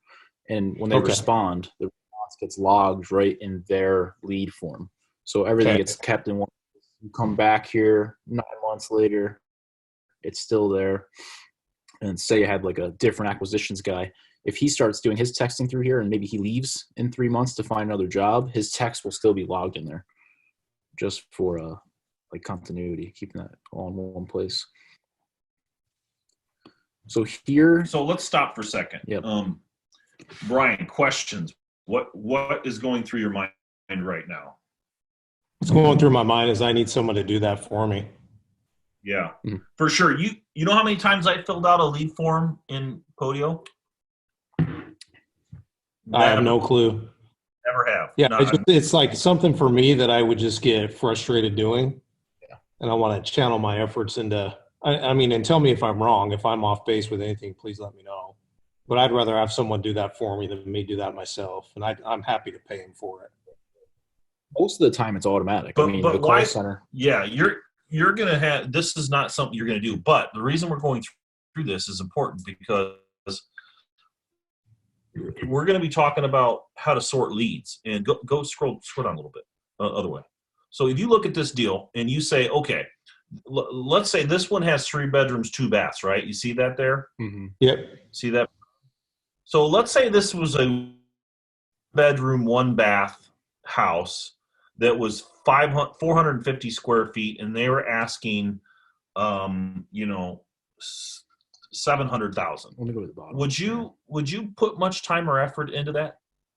Absolutely not. No. So you would mark this lead as not interested. At the very bottom, it fills in what the asking price is, and if you run comps and you figure out the ARV as $100,000 and they were asking 45, tells you what your max offer is for that house. Oh, that's at the very bottom of the page. Okay, we'll get to that. Yeah. Go back up. Why is our internet messing up? I think it's my computer. So that's where I was. So now we're pretty much at the very bottom of the lead. There's a little communication logs, so you can see where your agent was doing over time based on their contact and touches with the lead. But right here, this stage of lead button is what pushes this lead to the next step. When it comes in, it's brand new and new. And then it's the lead manager or your job to basically give this an outcome and a status. You can mark it as good, and then it'll automatically task your agent or your VA to give them a call and follow up. Once they do that, it moves to this status automatically just to track it. Then if you push, once they negotiate with them, you can click push to offers app, and then it moves this lead to the next bucket. Right there. Gotcha. Copies all over and puts it into that next offers bucket. So then you have a new offer pending. If the seller says don't ever contact me again, You mark it dead down here. and it says seller Okay. opt out, Mm-hmm. you have to do both. They're different. Seller opt out versus bad leader, different. What if the seller says just don't ever contact me and you just put bad lead? Either or, they're both kind of similar. Okay. Dead leads, like if contact info is bad. Opt out is pretty much like do not contact. But so Brian, the reason why this little box that he has highlighted with all these different things is important is this moves the lead to the next section. Mhm. So Yeah, when it you automatically does that, right? automatically does that, when you click the button, somebody else just got an email to do their thing. Mm-hmm. Got Yeah, you. as soon as you get lead, your assigned agent that you set up in the back end gets a task. Hey, come check out this lead and go they want. And So like when he hires his VA, he's going to have his VA do, let's see here. Other than I'm going to pull out some of this stuff. show you. How would he add that person? I don't want to confuse it, but see this configuration app here on the right side? I don't have that on mine. I don't see it on mine at the top like that, but I see it on yours. Is there a arrow like it's hidden? Like maybe is there like a little more button? It No. should be there. Yeah, I don't have it. You have to, Yeah, you might have to add me in because it should be there. How about this? If you go on yours to activity here on the left, I don't have that. can you invite me? I have a little box that says activity stream, and then there's a box for typing underneath it. Okay. Do you see an invite button anywhere I see a share button. above that? No. Are you on the computer or the iPad again? Computer. It should look really similar to mine. Yeah, I don't have it. I added it to his, and I can see his. yeah. Okay. You might have to just log into his. He needs to add me. There's a My Connections box that's there. It says I can invite people. Let me okay, how about this? On the very, very top left of the page, if you click on those Yep. 3 lines on the blue bar, Yep. I just want to make Yep. sure you're in the right place. Go to acquisitions on that list. You have something that says acquisition. Oh, there it is, brother. Click that. Okay. Then go to Okay, now- activity. Yep. Got it. And then invite. We'll add my email there. Okay. What's your email? T Smith. I just clicked on your name. Yeah, you just should be able to. Yeah. T Smith. Sorry, I was just in the wrong place, I guess. Yeah, so I think you might have been somewhere else. Yeah, I was.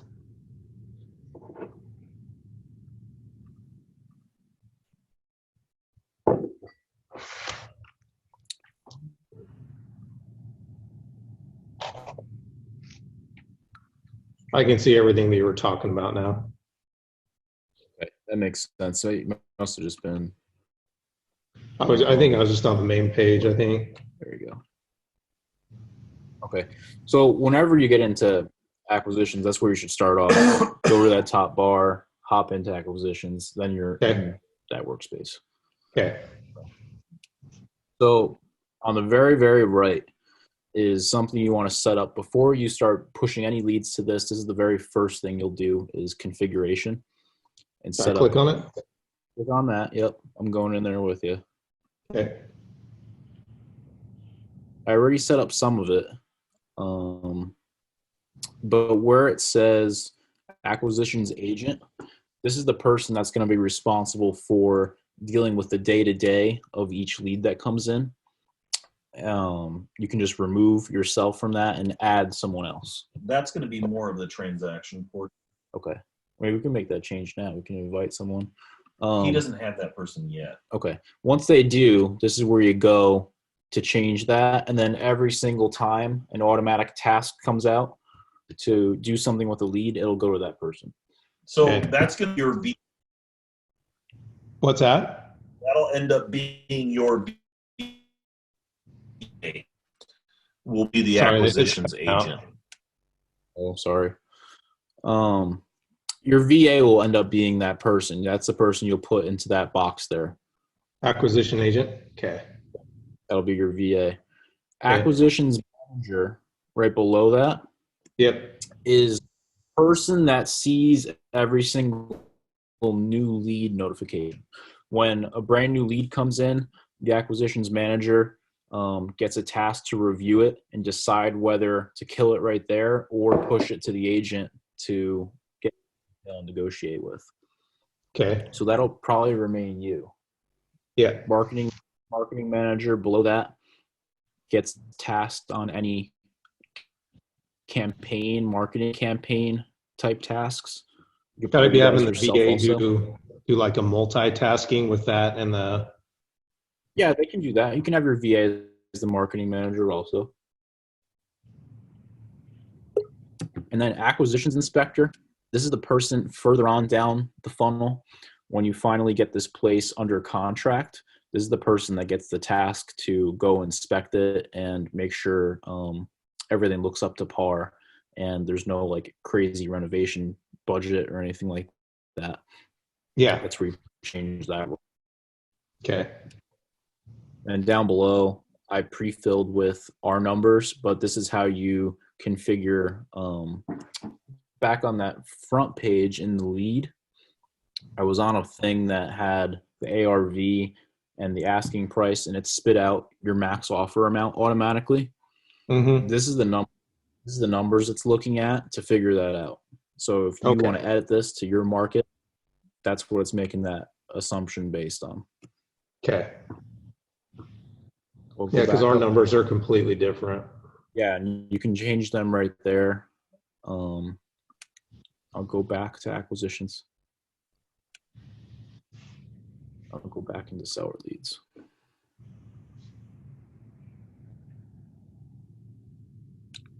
You don't have one. Let's see if your form's up and running. I'll give you your web form. So if you go up to the top and you go to seller leads up here. Yep. Click on it. And then there's a little wrench below that. See that? Yep. Mm-hmm. Does it say web form on there? It doesn't. Is it a big menu or a small one like mine? Menu's not popping up on it. It should pop up a little. If you hit that wrench, a little drop-down menu should come up. Oh, there we go. Yep. Web form. If you click web form, it'll bring you to a new page. Okay. And then on the right side of that page, there's a link to the web form highlighted in blue. Yeah, the shareable link. Yeah, that's what you give to the call center. And if you click on it, you can see what your web form looks like. It's basically like a script intake form. I got you. Did it come up? Yep. Okay. So as soon as someone fills that out, hits submit, it automatically pumps in a lead to seller leads and starts delegating those tasks. So that should be the basis of seller leads. Seller lead comes in, you review it, assign your agent using that button on the seller lead. And then eventually you'll have some communication back and forth on the right side using the comment box. Okay. And you'll push your lead to an offer using that button on the page. So now you'll have an offer, and this is where I'm actually going to push one through. That way you can follow it real quick.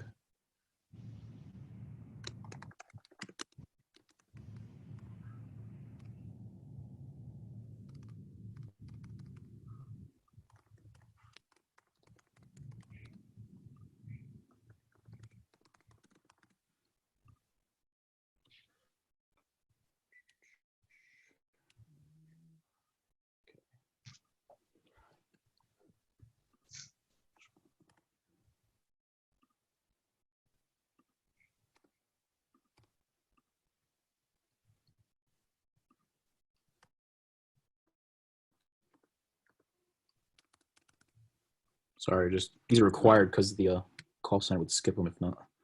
Yep, no problem.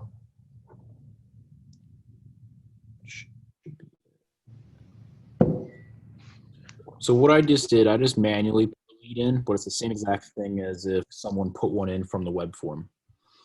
So say the call center just put a lead in. You just got an email that a new lead came in and it needs reviewed and pushed. I just heard your phone go off with it. Yeah. So now you pop into that lead, review everything. You can come down to assign it to your agent. Click that. Now, a task, make contact with that lead. I don't know if you can see live popping up. Once your agent pops in here, they're going to use this drop down for agent actions. Log what they're doing. They can log if they called them manually by picking up the phone, or if you see here it says touch one, send auto email and text. If they click that, it puts the person in that drip sequence. I don't know if Matt talked about it. An automatic drip sequence for. Yeah. I mean, I think he's touched on it a little bit. So if the agent clicks touch one, send auto email and text, it'll put that lead in an automatic over 45 days email and text drip. So in 3 days, they'll get one that says, hey, interested in buying your house, blah, blah, blah. I can show you those if you want.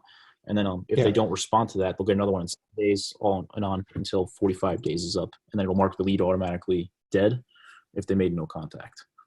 Does it automatically do that, or we got to go in there manually? You have to manually go in and push it to touch one to start it, and then it does it itself through all the rest of the time. Okay. So someone has to make a decision to put it into that auto drip by clicking touch one, but after that, it does it by itself. And if they respond to an email or respond to a text, you'll get a task. So you'll get an email once they respond. Yeah. But someone has to do the initial, push off to touch one. From there, so you get a response, they're interested in selling, you go back and forth, you're ready. You push that to the offers app, and it automatically just created an offer, and I can click there on the comments. Now I'm in my different bucket. I'm in my offers bucket. My info pulled over. And what this is, all these fields are used to automatically build your purchase agreement. So you fill these out. You can punch in your max offer amount. Say it was $20,000. Your earnest money, maybe 19. Set all your inspection period dates and stuff like that. Closing date if you know it. If not, leave that blank. And then you click. Here's another automation section. Number one, it'll generate the purchase agreement. So see how it just attached a file. And then it just made my purchase agreement for that house using all that stuff I just filled out.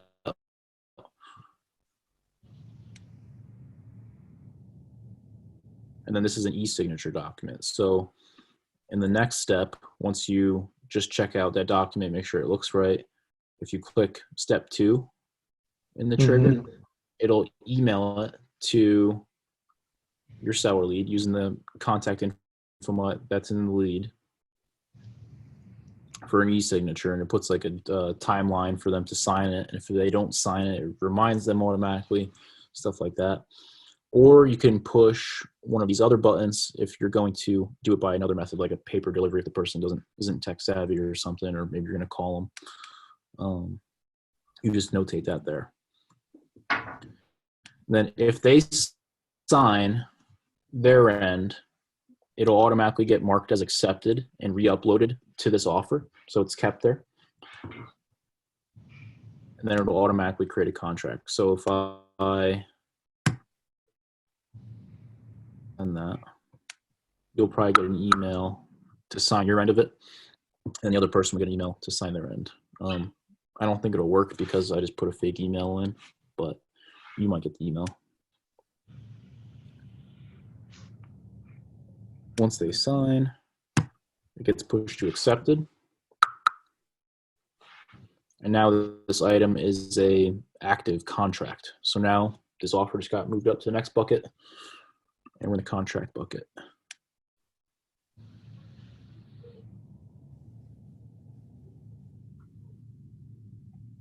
So things will sit in the contract bucket until closing. This is like the very last step before closing. You can mark your closing dates, and there's reminders here when closing dates are coming up. That way you know.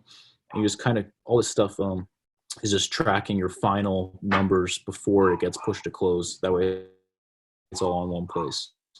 Mm-hmm. You can mark your buyer if you have one, who your appraisal company, all that stuff. Inspector. See how it pulled in you as the inspector right there automatically. Yep. All these different like pest and utility inspectors, these are pulling off of the contact app. I think you might have put one in there. Yeah, Did you over make a public contact title. at one point? Yeah, Did I so what? the more contacts you put in, you'll be able to reference them and automatically send them like inspection requests. So say you put in a gas inspector, like an HVAC company, you'll type them in, click them, then you can say send inspection request email, and they'll get a thing that says, hey, I need a gas inspection at 123 Main Street. I'm closed. My inspection period is between this and this. Please get that done for me. Just by clicking that button, it'll do that for you. Same thing with any of these other trades.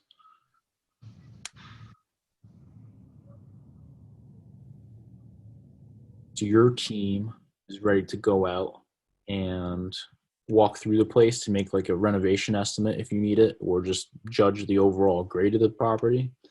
There's one last thing, push to the walkthrough app right here.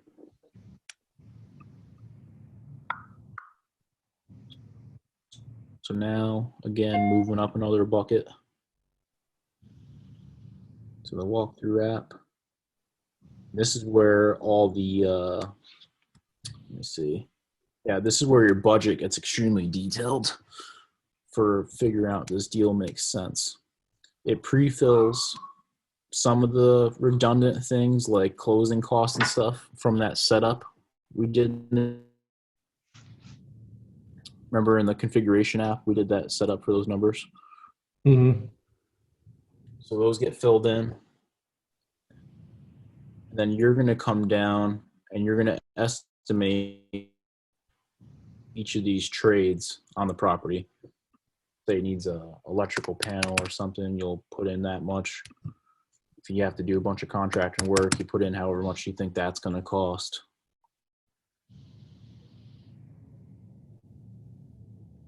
You can have some pre-rehab specs. You can have some post-rehab specs, and it's just tracking it.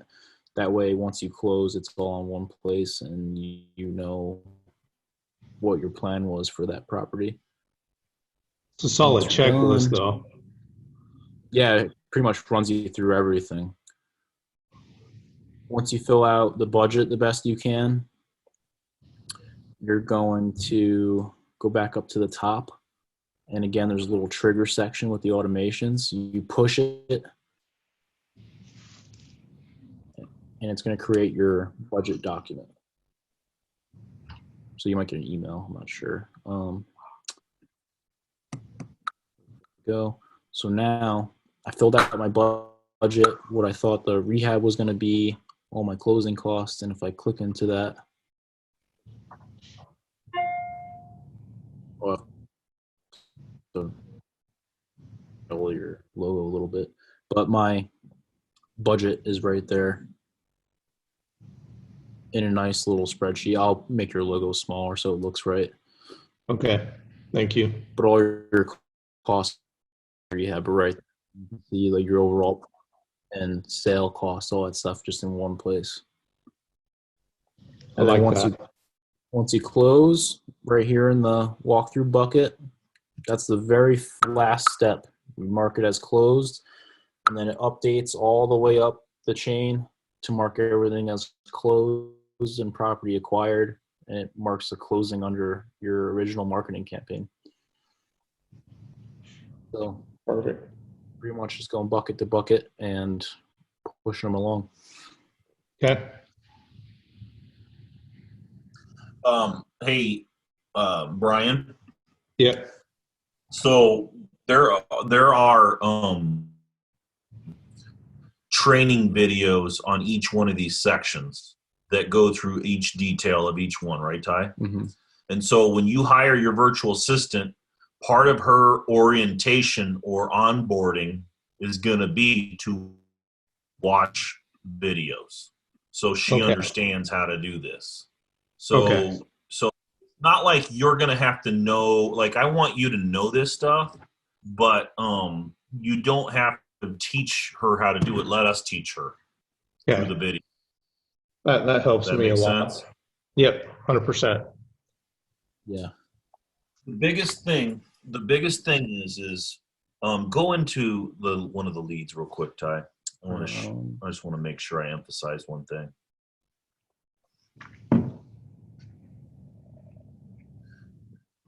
Okay, move your your screen, your pictures. Let's move. Okay, so Brian, see on the right hand column over here where Tyler's scrolling. Yeah. So it's really important that you what I said again. I'm going to keep referring to this. 75% of the deals you do going to be from deals that you talk to them today and you close them in 6 months because you got it through the follow-up, right? Well, when this person, let's say you drop RVM on somebody in 6 months, you will not remember every one of these leads. The only to go back and review the notes you've already taken. So if you use Podio correctly, you will have all of this stuff filled out like it should be. And on the right-hand side, that all those notes will be there. So when you talk to the seller or the acquisition guy talks to the seller and the seller like, hey, the seller really wants $80,000 for this. They want to move out of town and they talk to their son-in-law and their son-in-law says it's worth $80,000. Here's some details on the house. It's got,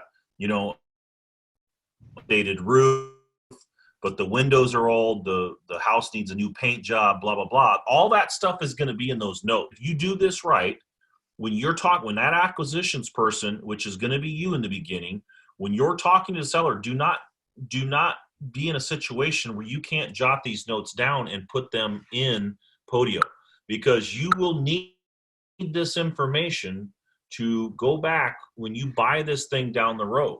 You know what I mean? Yep, 100%. So, and I do like that. It's a nice little tracking system for you, so nothing's, no stones left unturned there. Yeah. So, but the biggest thing I can tell you is, I'm just emphasizing this because your personality is like mine. You will have to be disciplined to do this. Now, you're only going to do this for a short period of time. You get your VA in there and you get an acquisitions person. The VA is going to do most of the work on this Podio, but your acquisitions person will have to get, to make sure they're adding in. Like my acquisition, now think about keeping this in mind. What personality style is your acquisitions person going to be? I think you said C. C is like a personal assistant. The acquisitions person had the same personality as you. Okay, gotcha. So they're not going to enjoy paperwork. They're not going to enjoy